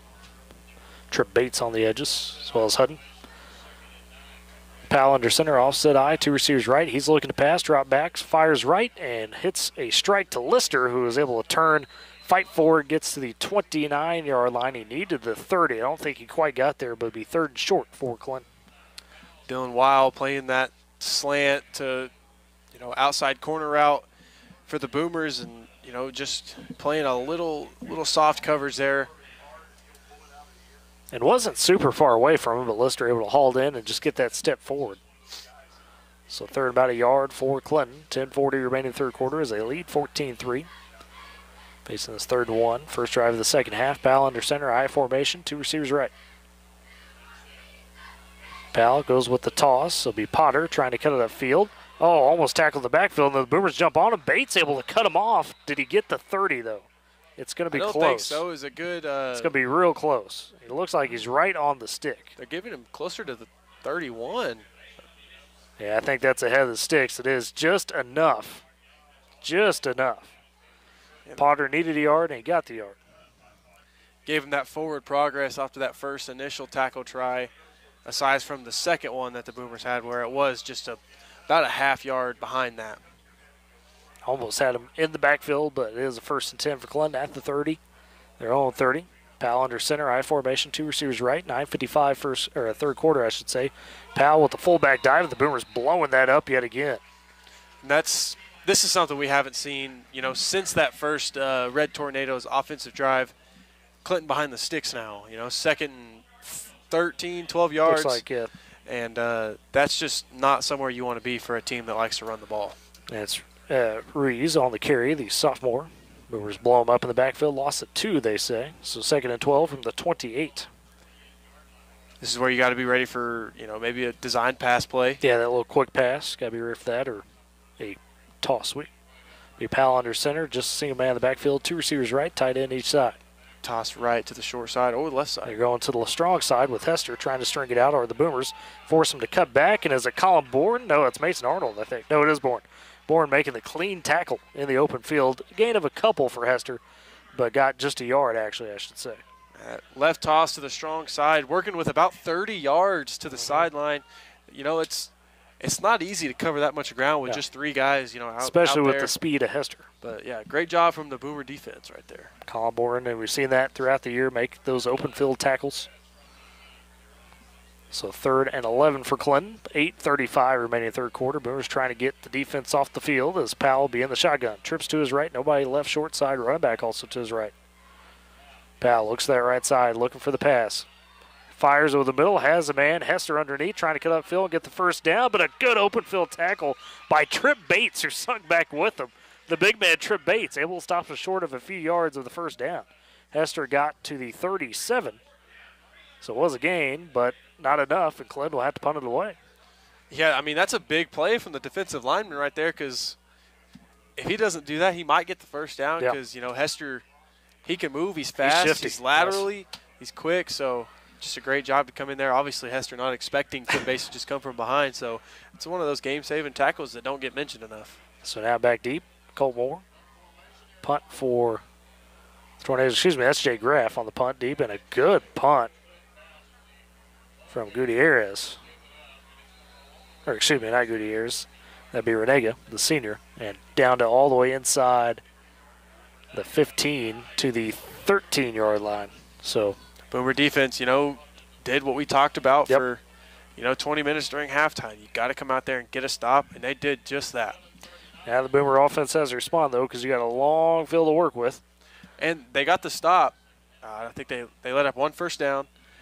The Red Tornadoes still took up about 4 minutes and 20 seconds. Almost 5 minutes, 7:39 remaining in the third quarter. And to your point, that's why just even 1 first down is dangerous against this Clinton team.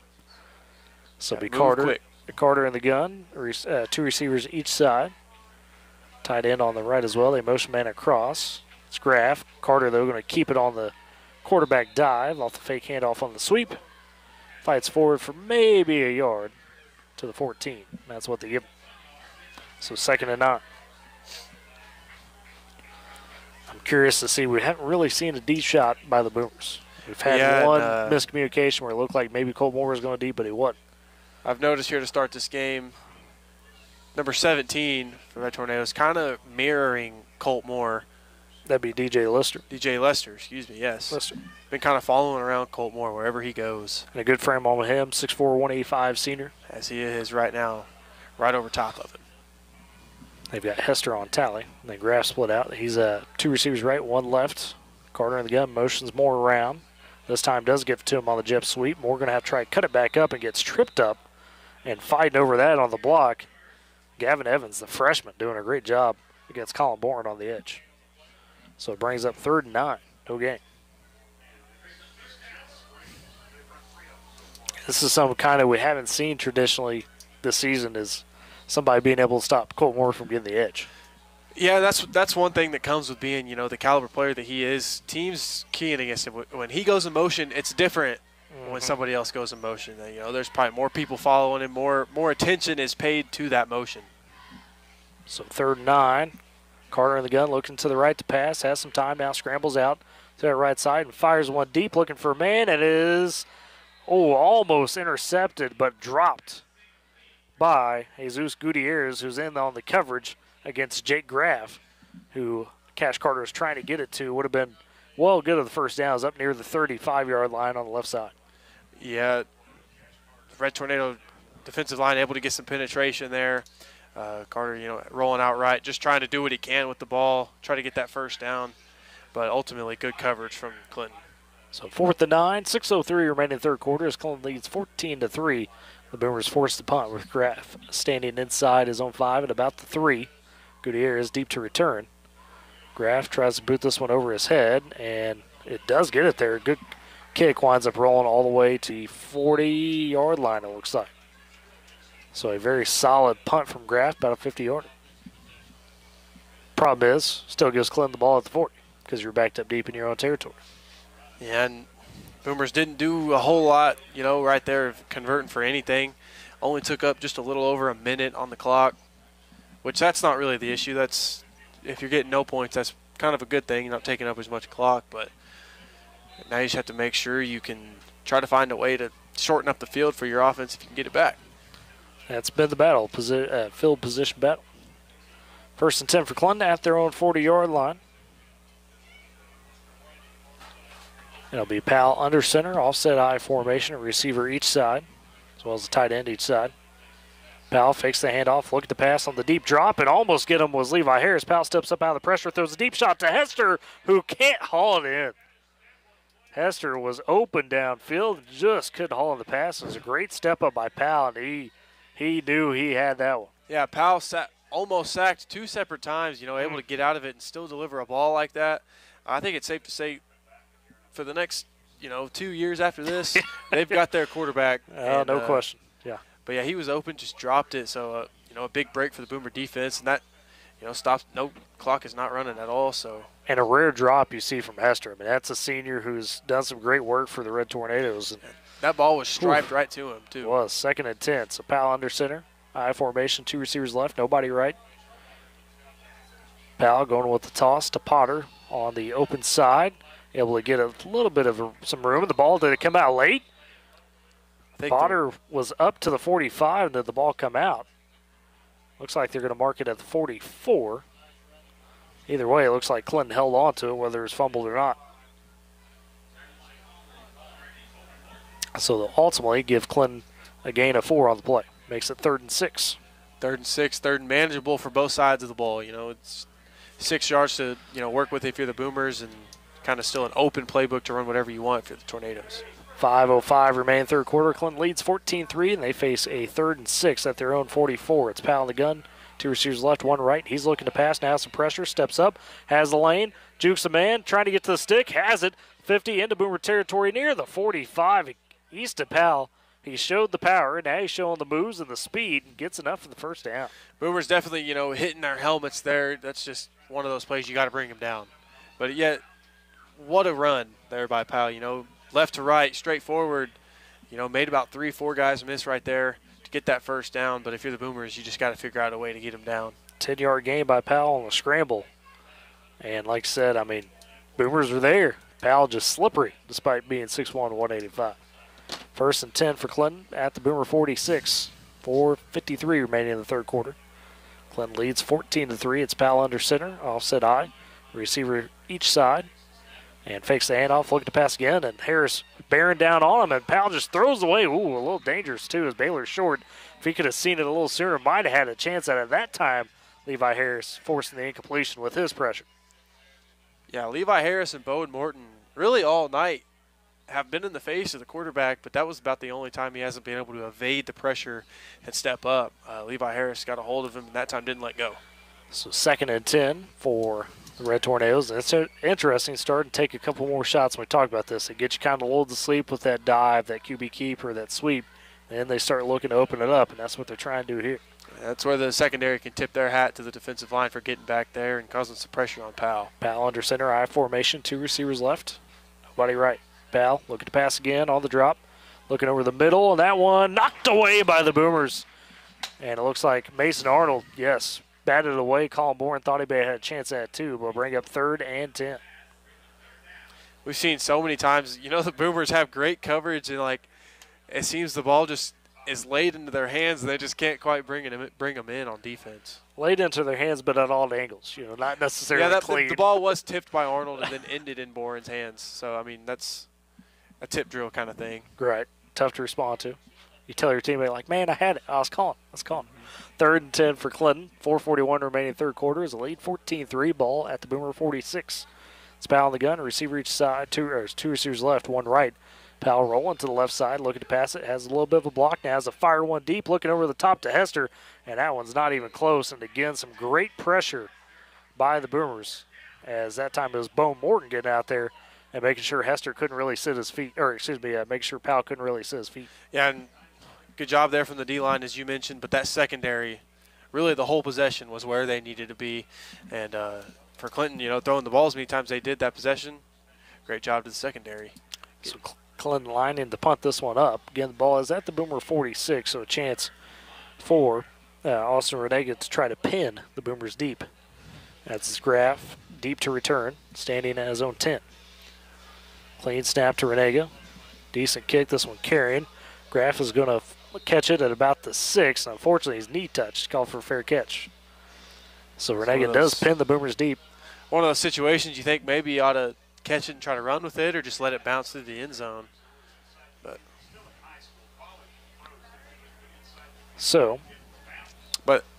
back to the defense, the biggest part there is they only let up just over a minute on the play clock. That does help. Obviously, with Clinton burning that clock the way they are, anything you can do to prevent that is great. Woodward takes over at their own 6-yard line, though. 4:27 remaining in third quarter. B. Carter in the gun, has a receiver each side. Running back flanking to his right. You got a tight end on the right, the left side as well. Carter, QB keeper, trying to follow some lead blocks. Has some space, 15-20. Near the 23-yard line for his taken down, and Carter following the blocks beautifully, and the Boomer O-line opening up a nice hole. Carter, unfortunately, still on the ground. So he got to the 22-yard line from the 6. So guy on the tackle was number 5, Jesus Gutierrez. Yep. Gutierrez went low and may have tweaked something there on Mr. Carter. As they'll help him off. He's getting up quickly. Maybe just got a little bit of a stinger. Did get the gain, though, to the 22-yard line for Mr. Carter. Let's call a gain of 16 on the play, and we'll see how the Boomers operate, as it looks like got an injury timeout with that. So kind of a chance for Carter to catch his breath and check on his status, if you will, and see how the Boomers approach it. Great Plains Bank, heritage, trust, respect. These are the things that make Great Plains Bank great. Deep roots across Oklahoma and Texas, they're in touch with communities in which their customers live and work. Great Plains Bank, powering Boomer sports this season. Now we'll see the backup, the baseball pitcher, Brody Turbush. He's got an arm. He's played some defense this year. First year in football, he's told us, hey, I like to hit, but now he's going to have to play quarterback in the gun with Carter out. Receiver each side, man the backfield with him, the running back, tight end is each side, and Turbush just going to QB draw it himself, trying to find the edge, and Clinton all over that one, sacking him in the backfield for a loss of a few. And here he comes, back right onto the field. Carter, one of those kids, going to tell the coach he's fine. Yep. And had to come off for a play because they took the injury timeout for him, so be 2nd and 12 for the Boomers. Carter 10 to that right side.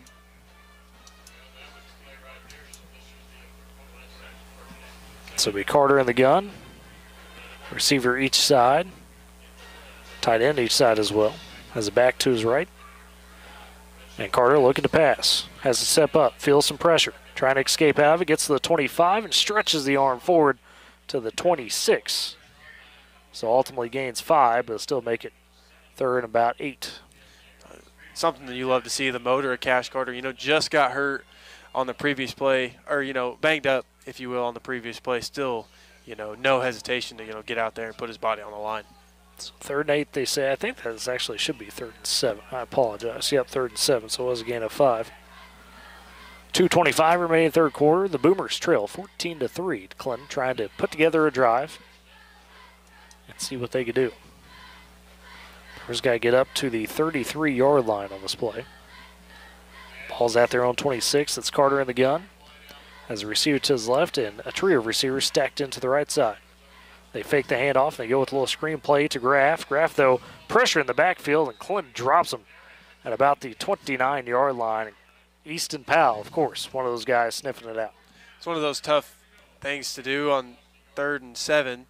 You know, you start to play with throwing it behind the sticks, and you have so much ground to make up against that secondary that's got, you know, so much speed, and it's just one of those tough things to manage.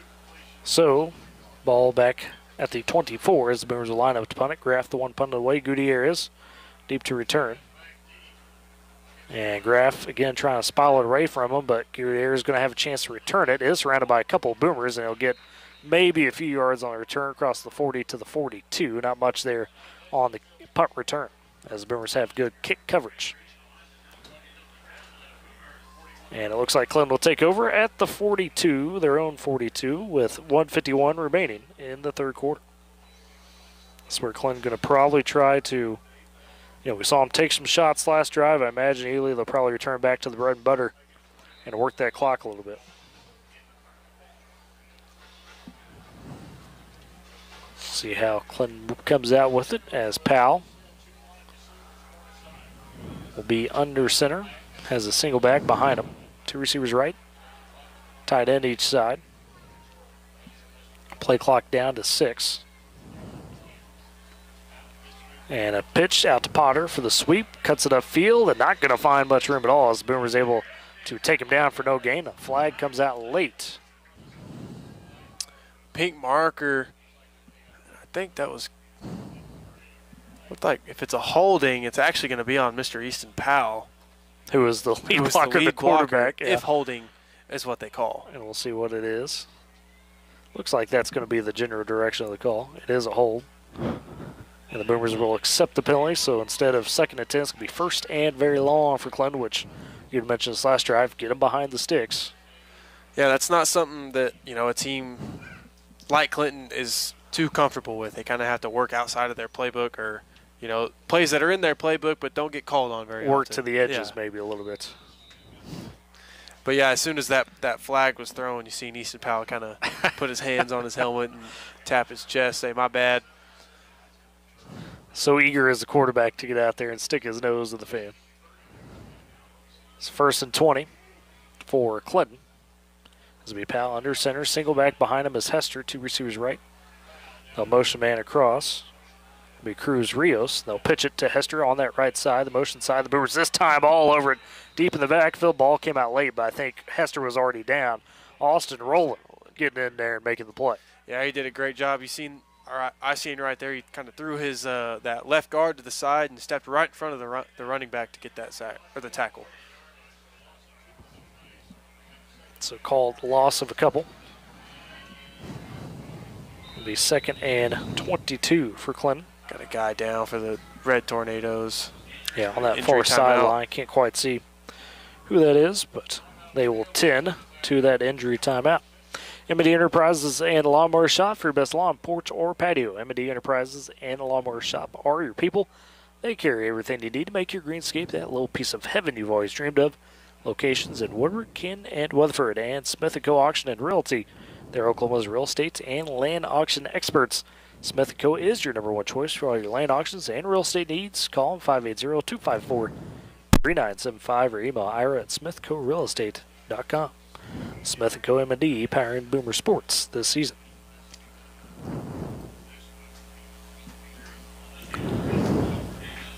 As looks like it was number 1. So it would be Hester, the ball carrier. It was a little slow to get up, and they got him taken care of, it looks like, and get him back to the sideline. 49 seconds to go here in quarter number 3. If you're the Boomers, 2nd long, I'd try to take advantage of this and, try to back them up even further. Yeah. Try to help if you do get the ball back, after this possession, help out your field position. Powell on the gun, trips to his left as well as the running back, and then he'll run to that side trying to follow some lead blocks. The Boomers meet him after a decent gain for Powell. Does get up to the 35, so call it a gain of 5, but still well short of even the original line of scrimmage, as it'll be 3rd and 17, I should say, for Clinton upcoming. That was a big tackle. That was Colin Boren. Of course, laying the boom. Powell. Yeah, Colin Boren not afraid of nothing. It looks like Clinton's going to be content to take this to the 4th quarter as the game clock down to 10 seconds. They don't have to snap it And that will be the end of the third quarter. Clinton leads the Boomers 14-3. After 3, come back for the fourth. It's Boomer Football on Z92 and Boomer TV. Are you looking for a bank that understands your needs and works as hard as you do? Welcome to Bank of Western Oklahoma, proudly serving our area since 1908, offering free checking with no monthly fees and convenient mobile banking. Whether you're in Cordell, Elk City, Weatherford, Woodward, or any of our 6 locations, we're always nearby. Bank of Western Oklahoma, where the Western Oklahoma spirit is alive and well. Member FDIC, an equal housing lender. Life moves fast, and you deserve internet that keeps up. Say hello to Pioneer Fiber Internet with blazing fast gig fiber speeds designed for the way you live, work, and play. From ultra-smooth streaming and lag-free gaming to lightning-fast downloads and crystal-clear video calls, Gig Fiber gives you the speed and reliability to do it all. Ready to upgrade your internet experience? Visit gopioneer.com to sign up today.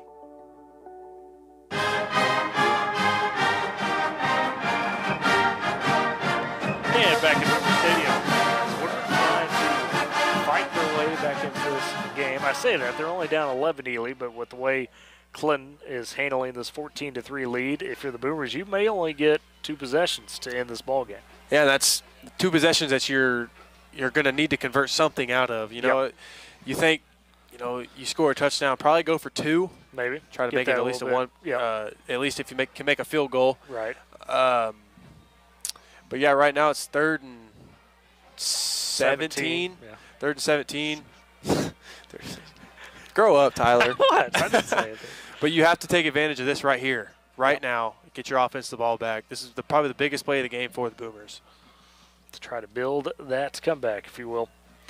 As it'll be Powell in the gun. He'll have a receiver each side. Running back with him in the backfield. No, excuse me, 2 backs in the backfield with him.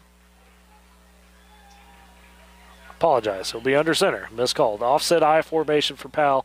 Receiver each side. Tight end to his right as well. Put Hester in motion, who's back into the ball game.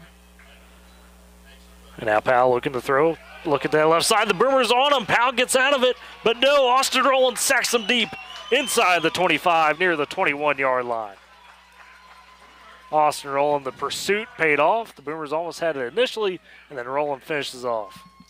Great job there from Austin Rowland. Levi Harris got the first, set of hands on the quarterback, and Austin Rowland, kind of playing backside help, if you will, just having his guys back.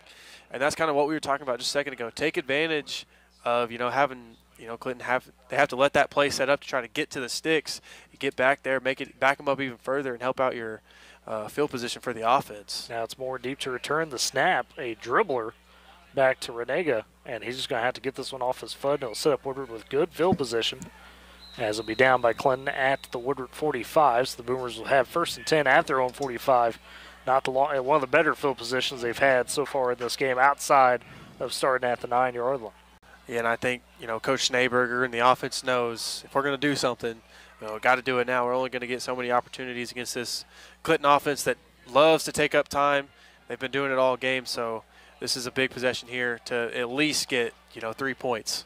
14-3 is the Clinton lead. The Boomers going to try to string some together. 11:08 remaining in the ball game. As they're tossing some golden footballs. Yeah, I was just fixing to mention I wish our window could open. You'd be ready to catch one up. Be Cash Carter for the Boomers in the shotgun, empty. Have trips to his right, one to his left. I say that, 2 receivers and a tight end. Setting up for the deep shot, looking for more one-on-one with Hester, and can't quite make the catch. Good defense by Hester to break that up as well. And a marker. That marker is down. Right on the Woodward Boomers sideline by that line judge, who just kind of tossed it. So we'll see what the call is. So you would imagine it's right here, either on Colt Moore or on the defender, and Colt Moore throwing his hands up a little confused, so this might be coming back. There's actually one on the far side as well. Yeah. This might be an offsides call. See what the call is. As they are talking, looks like Coach Higbee and crew, so likely going to be on the Boomers.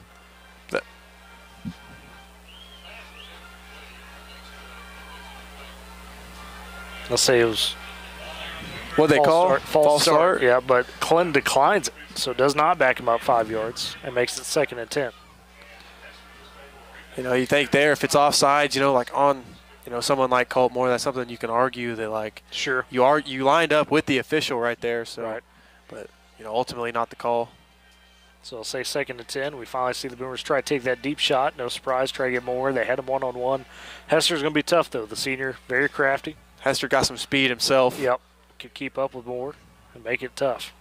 Boomers play clock's down to 5. There's confusion on the call, and they're going to have to burn a timeout with 3 seconds on the play clock. So a little confusion there about the play call, and that will maybe burn up a pivotal timeout. We'll see how it plays out. But you had to burn it as opposed to taking the penalty. So Northwest Glass, from residential and commercial glass to auto glass, doors, and mirrors. Northwest Glass has you covered. They do it all with expert care, quality service. Stop by 611 Texas Avenue in Woodward or call them 580-256-4324. Northwest Glass, powering Boomer Sports this season. This Boomer band rocking, having some fun on Pink Out Night. Band that received all 1 superior ratings.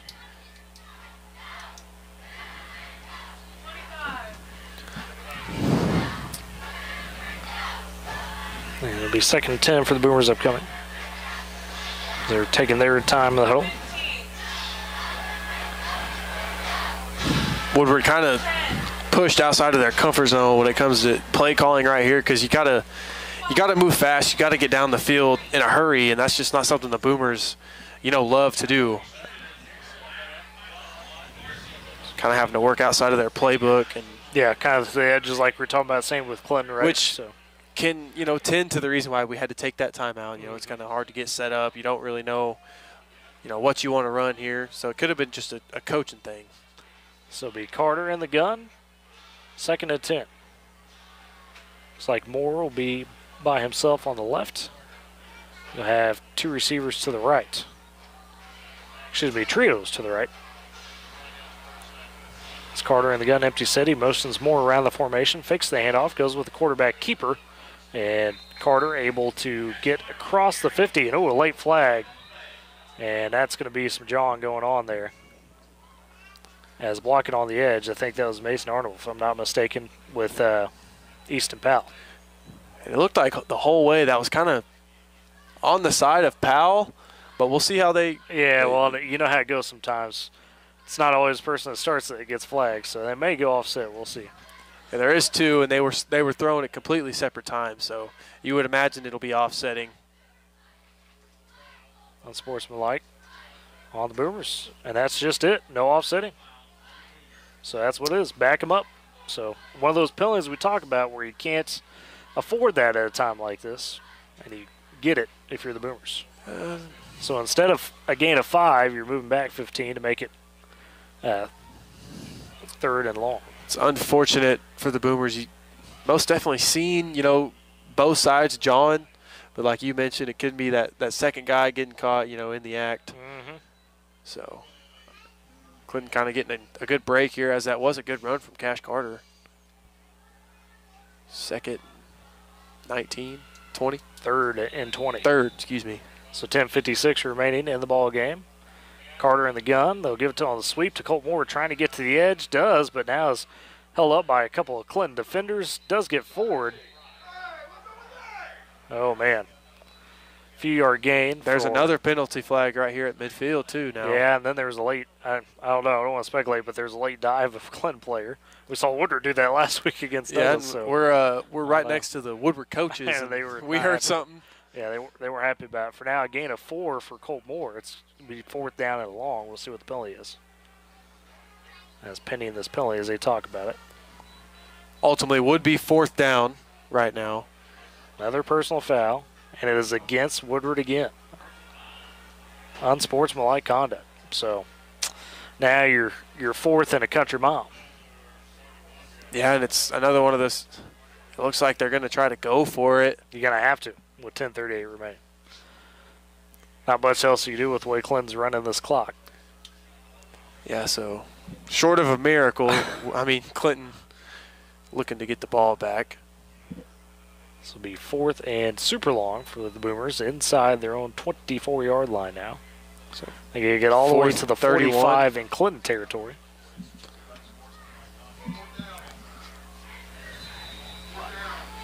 So it'll be Carter in the gun on 4th and forever. Have trips to his left, nobody to the right.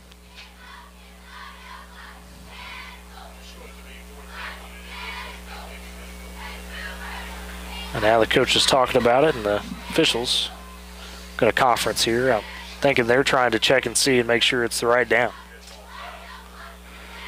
Which, if it's too unsportsmanlike, that would be, after the play. So that would count the down. Down, yeah. Yes. So. And now Coach I think they're going to decide to punt now. Yeah, which ultimately I think that's the right decision because you don't want to give Clinton the ball at your 20-yard line. Right. So, I mean, even it would almost be an arm punt. You'd have to throw it up. So, see Jay Graff back deep.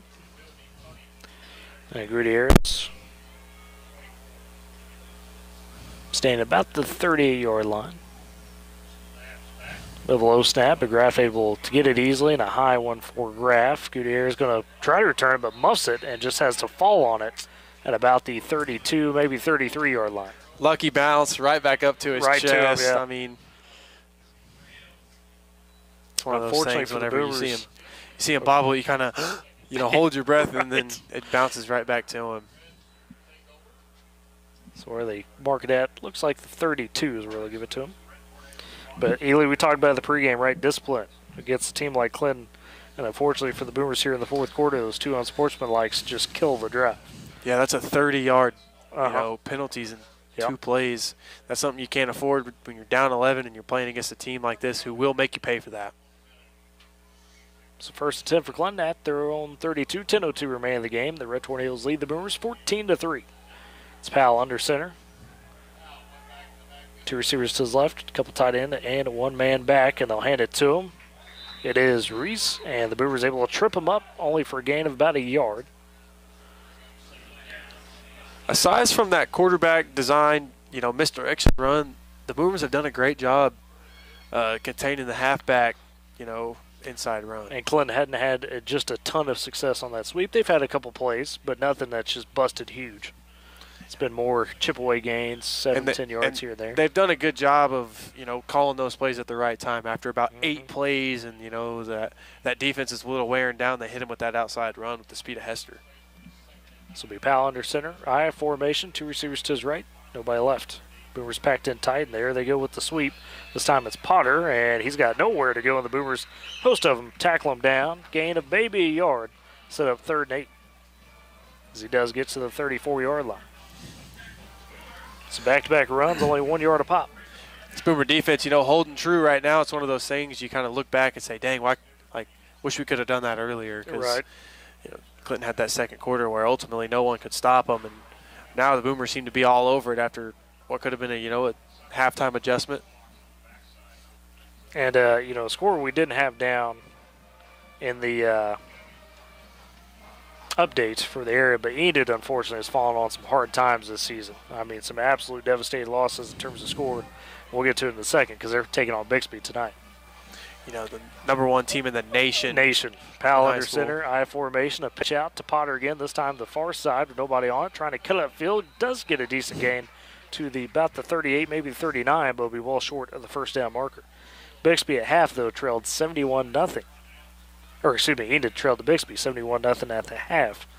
And then our guy Dakota is telling me looks like it's up to 92-0 in favor of Bixby. I mean, again, not just #1 team in the state in 6A. In the nation. In the nation, above IGM Academy. IMG Academy, that's one of the schools. Any powerhouse you can think of high school-wise, they're better than right now. So Boomers will force the punt, 4th and 4 for Clinton. Clock gets down to 7:45, a short one here too. Yeah, Renega didn't get that clean. And Clinton will down it at about the 44-yard line. One of the Boomers nearly. Mason Arnold was real close. Real close. And Clinton player almost tried to hold him up and see if he get him to touch it. But it will be the Boomers taking over at their own 44. Down to 7:43 left in the ball game. We're going to have to move quick. You do have to move quick, but got to mention, defense did a great job. Offense already back on the field. So if you're the offense, when you're asking yourself, when are you going to convert from the defense doing what they need to do? We'll see. We'll see how. Cash Carter tries to handle it. This is kind of a tough situation for the coaches, too. You know, not really been in this situation yet this season. Right side, or Carter has one receiver right, 3 left. Man in the backfield is Wild. They'll try to hand it to him, and he's fighting forward to the 45. That's it. So a gain of a yard for Wild. So they try to catch Clinton kind of deep in that pass coverage and get a yard. Wild had that guy right in his face as soon as he got the ball, and he went for the ball. Wild did a great job of just holding on to it, not letting that ball come out. That's a good point, because not only was the battle to get the yard, but a battle to hold on to the ball. So 2nd and 9 for the Boomers. Clock down to 7:15 remaining in the game. They trail 14-3. Carter in the gun. Same formation as last. 3 left, 1 right. Looking for the one-on-one. Has Luke Talley in some soft zone. He catches it. Has the first down. 45 near the 40 before he's dragged down. And Talley just read his man there, who was DJ Lister, cover him and said, hey, if you're going to sink back on me, I'll turn, flash myself open to the quarterback, and get the easy pitch and catch. That's a good call, because that's probably one of those 7-yard hitch routes, and Talley stopped that just a little earlier than that because he saw that he was in that soft spot of the zone. So good awareness there from Talley, and one of the best plays of the game besides that Cash Carter run for the Boomers offense. 15-yard gain for the Boomers on the pitch and catch. 1st and 10 in Clinton territory at the 40. It's Carter in the gun, 2 receivers each side, nobody in the backfield with him. Back to pass, looking to that left side. Now senses some pressure, trying to step up. Steps out of it, takes off, 35-30, 25, and he's tripped up, but not before a first down from Cash Carter. That's a great awareness play there from Carter. He tried to scramble out right and, just realized that there wasn't a lot of room and he wasn't going to get anywhere, so he, bounces back, goes back left, and, cuts it right upfield. They give him the 23, so a 22-yard scamper by Carter. And just wasn't like a QB that, draw, but it looked like it. And just like that, we're down to the 23. Right. We were just at midfield, so. 6:20 left in the 4th quarter. Boomers taking their time getting this play in. Play clock down to almost 10 seconds as Carter gets everybody lined up. 2 receivers right, as well as a tight end, 2 receivers left. Play clock down to 5. Carter in the gun by himself again. Back to pass. Looks to that left side, still thinking about it. Now trying to roll out of the pocket a little bit. Has just tuck it and go, and he gets back to the line of scrimmage. Maybe gets a yard if that. I think he just got back to the line of scrimmage. Yeah, those Boomers receivers with 4 of them running those routes that Carter's scanning through, and there's 6 guys back there defending it, so it's kind of hard to get open. Carter trying to create what he can, but ultimately coming down right at the line of scrimmage. Clock ticks down to 5:35 left in the game. Boomers trail 14-3. Still not necessarily a quick pace by the Boomers. They've got 2 timeouts. Another thing to mention, it might be one of those things where Carter, you'd rather him just chuck it out into the stands, stop the clock rather than taking the sack. 2nd and 10, Carter in the gun, 2 receivers each side. Play clock down to 3. Man in the backfield with him, puts Graff in motion.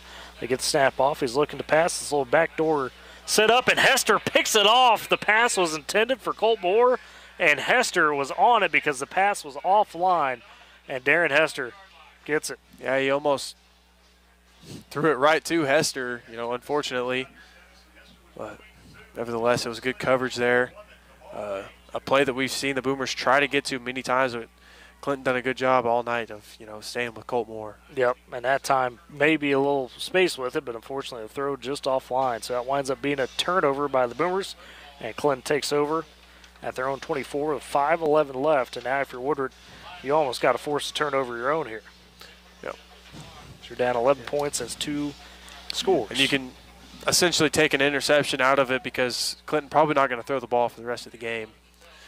Would not be wise. I formation for Powell, 2 receivers left, and sure enough, quarterback keeper on the turnaround.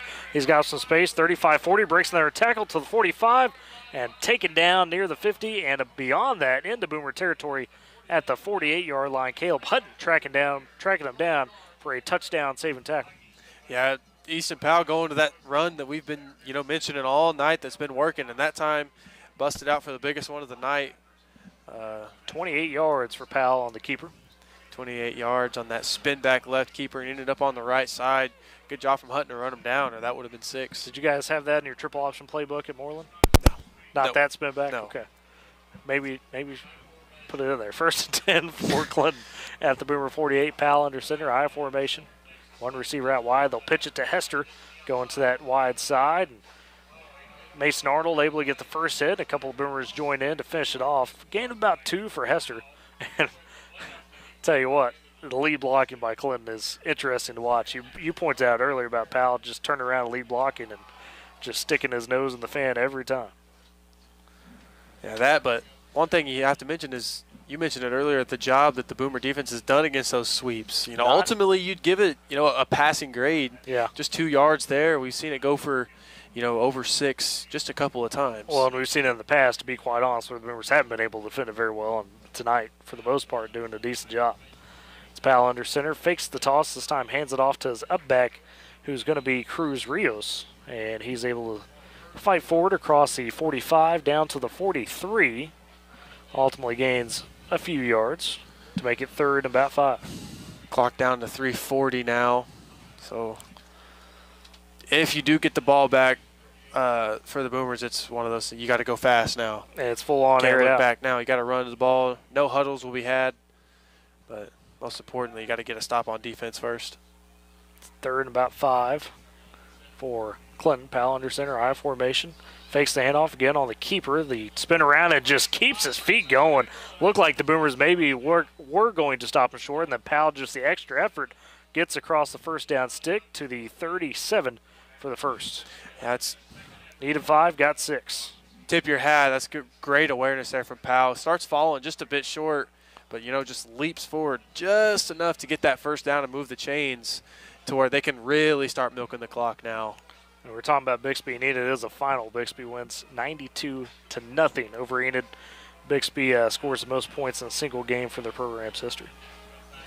92 points. That's a basketball score. That's pretty wild.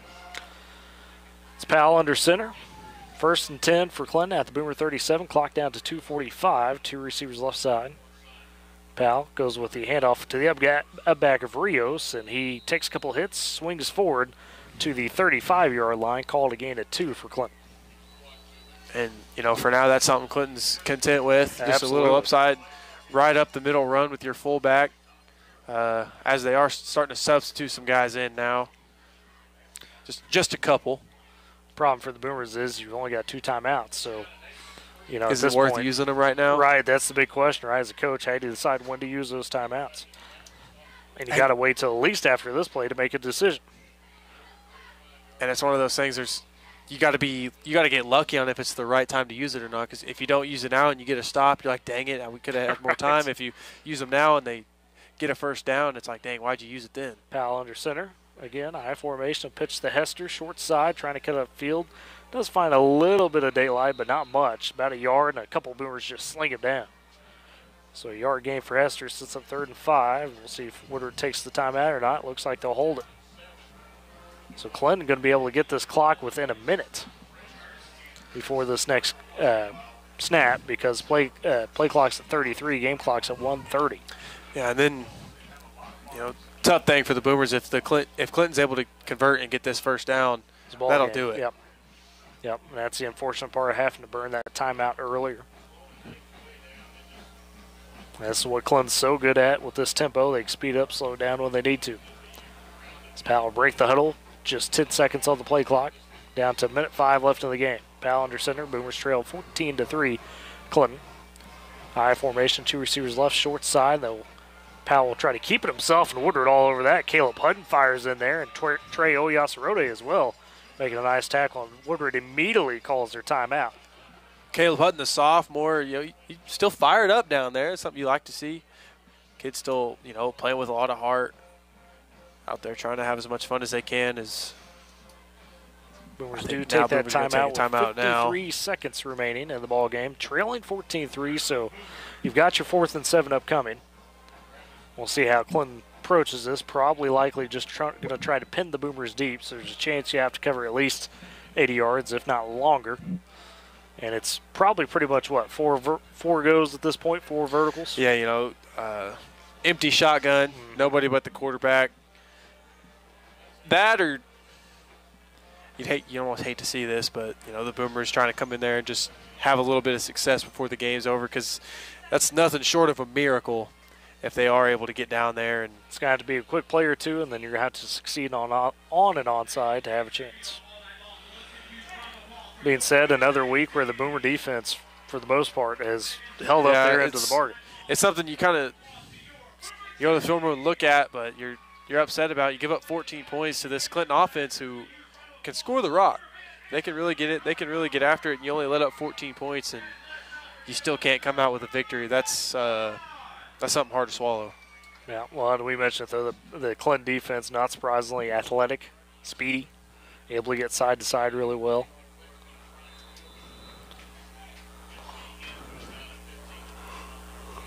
So we'll see here for Clinton. It looks like I think they're going to try to get the first down and just end this game.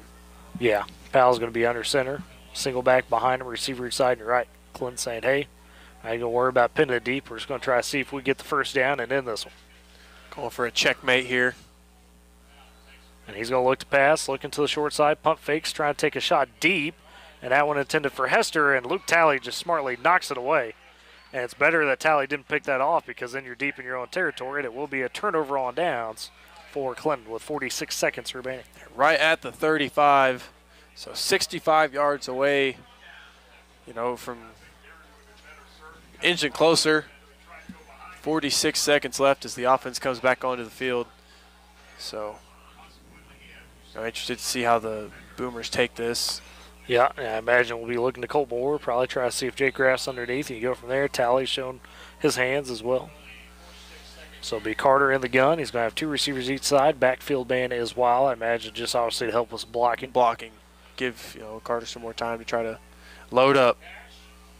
It'll be Carter deep to pass.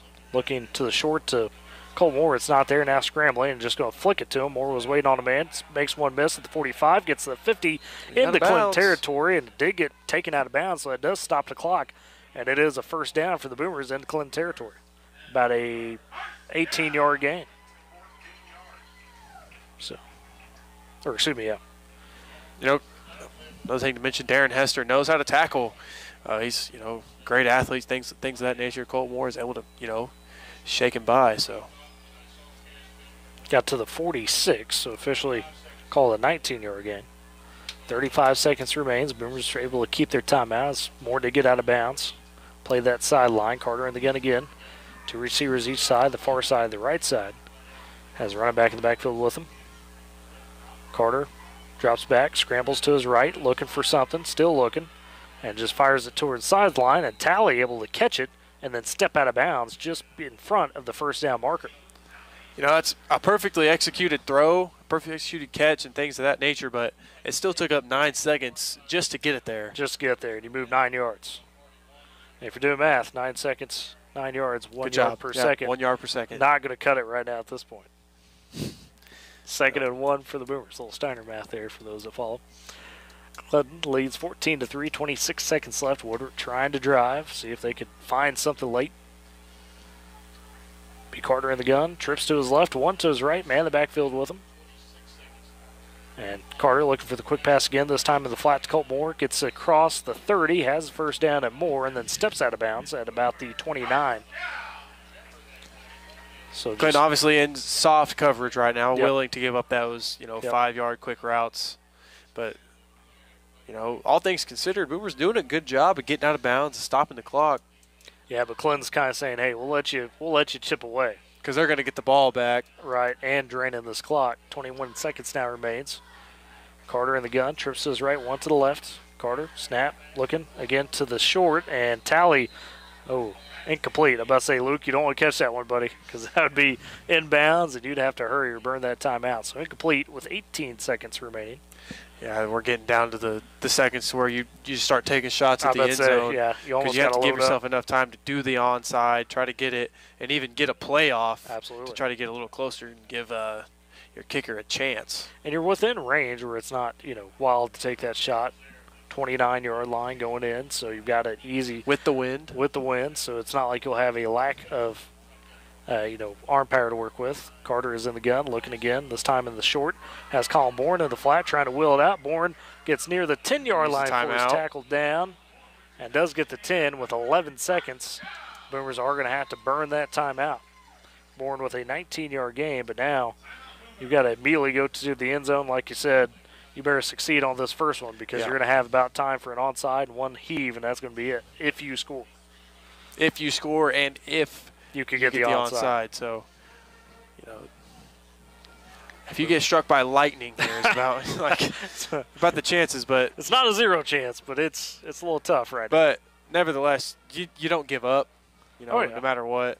So you like to see at least the fight, and it's nice to see the Boomers the execution driving down on the field right now. Absolutely. The execution has been pretty solid, to be quite honest. It's good to have yourself in this situation because, you'd almost be in the same kind of play calling if you're down by 6. Mm-hmm. And, Clinton would likely be in the same kind of defense. Maybe a little more pressure would be applied because it's a one-possession game and obviously you can lose. But it's good to get these things down no matter what. Sure, and see it work on the field. So the Boomers will have it 1st and 10. Looks like at the 11, let's say. So they can get a first down without scoring, but that's not the preferred option here with just 11 seconds left. You need to score about right here. Yep. And it'd be fast. So they have trips to the left side. It'll be Talley, Arnold, and Graff to the left. Colt Moore short side. On the right, the single receiver. Carter in the gun has a back with him. It looks to be Bourne. Carter takes a snap looking to the left side.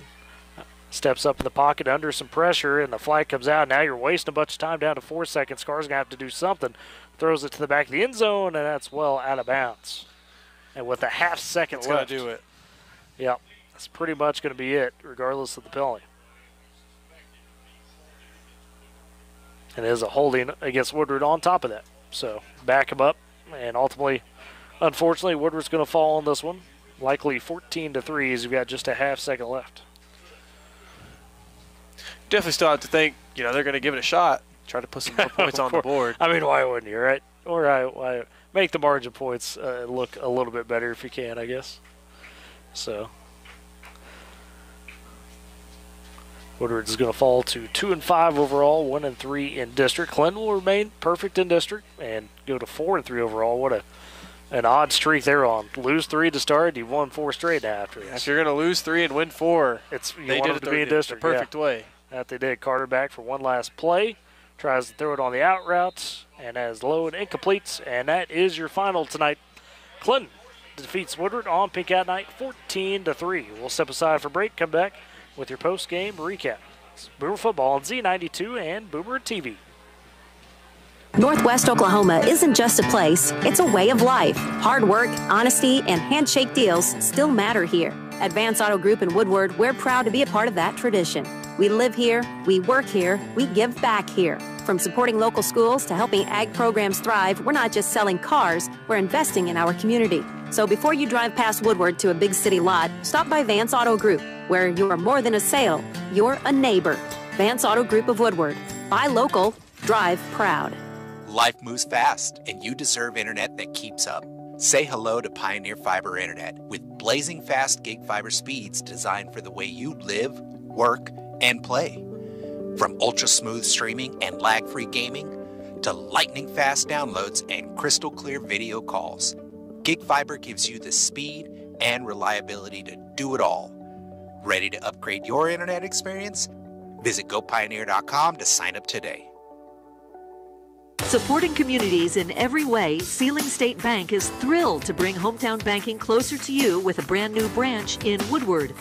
Welcome. Now offering full-service banking close to home, from personal checking and savings to home and commercial loans, Sealing State Bank has you covered. Enjoy the convenience of mobile and online banking, wire transfers, and so much more. Sealing State Bank, your trusted partner in Woodward. Come visit at 2314 Williams Avenue and experience hometown banking at its... Yes. Every family has a story filled with chapters of love, laughter, and dreams for the future. But what if one day you're not there to help write the next chapter?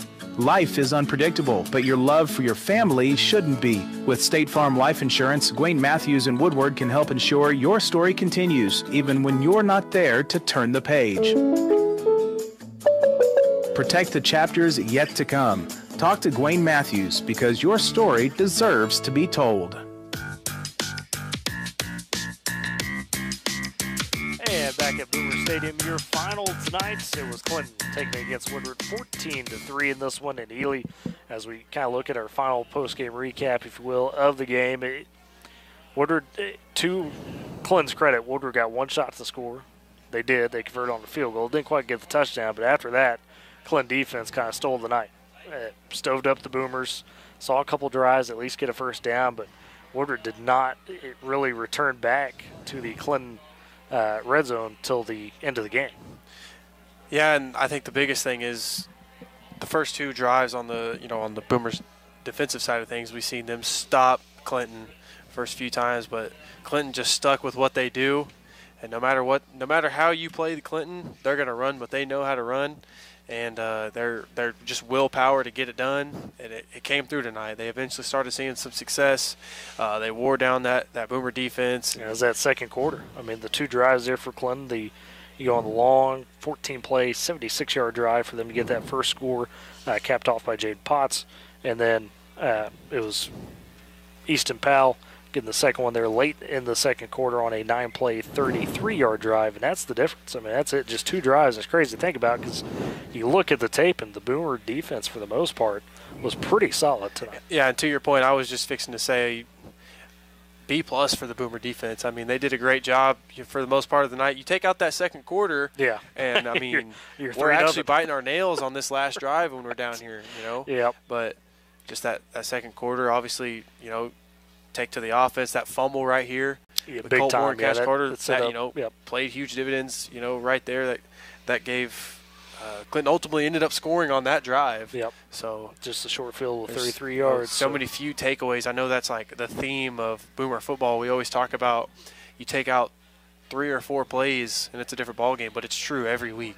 Well, and I think is what that means is that you're getting closer to starting to play winning football. It's just a couple things you got to get ironed out. Ultimately, we're waiting on one side to catch up to the other. I mean, Right. The Boomer defense has been excellent the past few weeks. I mean, Yeah. you can't ask much more out of this Boomer defense. They're doing a great job, and that offense, like we mentioned, slowly starting to make baby steps into becoming that too. Well, and it's different from last year because we mentioned we talked about it with CJ before we went on at Z92. We were on the Kent on one side, and you mentioned that the penalties are a lot better this year. You don't. And we saw a couple uncharacteristic ones on one drive tonight for the Boomers, but outside of that, pretty clean game, and that's wholly different than last year. Last year it felt like you couldn't get much going offensively because you were constantly backing yourself up, setting yourself behind the chains, and that's not what's happening this year. Now you got to try to finish drives. And that goes with also another thing we mentioned with CJ during the pregame is just continuing to execute. I mean, we've seen bits of execution here Right. and there, but there's just some things that we still need to, work the kinks out. We've seen it at times, but now we need to see it all the time. We're just waiting on that to kind of come around, but these guys, starting to figure it out week by week. We see small steps each week. That defense is doing an amazing job.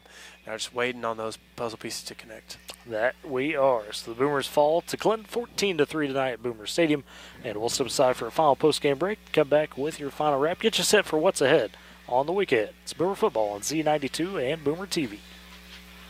At Bank of Western Oklahoma, we've been a cornerstone of the community since 1908. Being locally owned and operated, we understand the values and the culture that define Western Oklahoma. From supporting local farmers to helping small businesses thrive, we take pride in offering personalized banking solutions that reflect our deep understanding of Western Oklahoma. Discover the difference of a bank that's been by your side for generations. Bank of Western Oklahoma, member FDIC, an equal housing lender. Every family has a story filled with chapters of love, laughter, and dreams for the future. But what if one day you're not there to help write the next chapter? Life is unpredictable, but your love for your family shouldn't be. With State Farm Life Insurance, Gwayne Matthews and Woodward can help ensure your story continues, even when you're not there to turn the page. Protect the chapters yet to come. Talk to Gwayne Matthews because your story deserves to be told. Back for a final time tonight at Boomer Stadium as Clinton has defeated Woodward 14-3, and we'll get you kind of set for what's ahead. The Boomers on the road next week, next Friday nights, will be taking on Bridge Creek. And speaking of that, kind of looking at final wrap-up of what's going on in the district tonight. We got those halftime scores from Dakota. It looked like Elgin was rolling. They're staying rolling right now against Weatherford as they lead 35-0 on last check. And as in the fourth quarter now, Elk City is handling Douglas 37-6. And then you've got, that's also the fourth quarter. And then as far as Cache and Bridge Creek, who are opponent next week, Bridge Creek trails 14-7. That was last updated in the third quarter about 10 minutes ago. So some interesting results there, kind of what we expected tonight. So see how that plays out in terms of the district standings. And Woodward, if you're 1-3 of the district, you're not out of it. You got to be able to bounce back next week. And, it's that time where you got to start putting up a win here, another win or two to kind of get yourself a proper chance. Yeah, you're not out of it, but it's one of those situations you got to win. You got to win out, essentially, because this is a tough district. There's going to be teams, win a game that we don't expect to win. There's going to be Elgin, who's probably going to end the regular season 10-0. So yeah, this is a district that can do anything, but kind of fall to 1-3. You got to essentially win every game from here on out. And we'll see what they do all the way going to Blanchard next week to Bridge Creek High School. This is where the Bobcats are located. So we'll see that and how that turns out. Of course, we'll have it here on Z92 Boomer TV, 6:30 pregame, 7 o'clock kick for next week. And, of course, we'll also have fall days next week, Friday, Saturday, Sunday. We'll be getting set up on Thursday, and I'll be at the Woodward County events there. It'll be a lot of fun, so I have to fit in fall days on top of Boomer Sports, as well as Friday Night Quick Scores returning to its usual Friday time next week. As far as college sports tomorrow, across our stations on K101, it'll be homecoming for Oklahoma State as they welcome number 24 Cincinnati to town as a 7 o'clock kickoff Saturday night. I said tomorrow, Saturday night, and pregame coverage on K101 will start at 5 o'clock for that one. Dave Hunziker and his crew for OU, they are on the road against South Carolina. That'll be an 11:45 kick. Pregame coverage starting at 8:30 on Saturday here on Z92. With that all said, folks, we hope you have a great rest of your fall break weekend. We thank you as always for tuning in and appreciate Boomer TV, Chris Godwin and the crew helping out as always, bringing us the best of both worlds. Everybody, have a great rest of your night and a great rest of your weekend. Boomers fall to Clinton tonight, 14-3. You've been listening.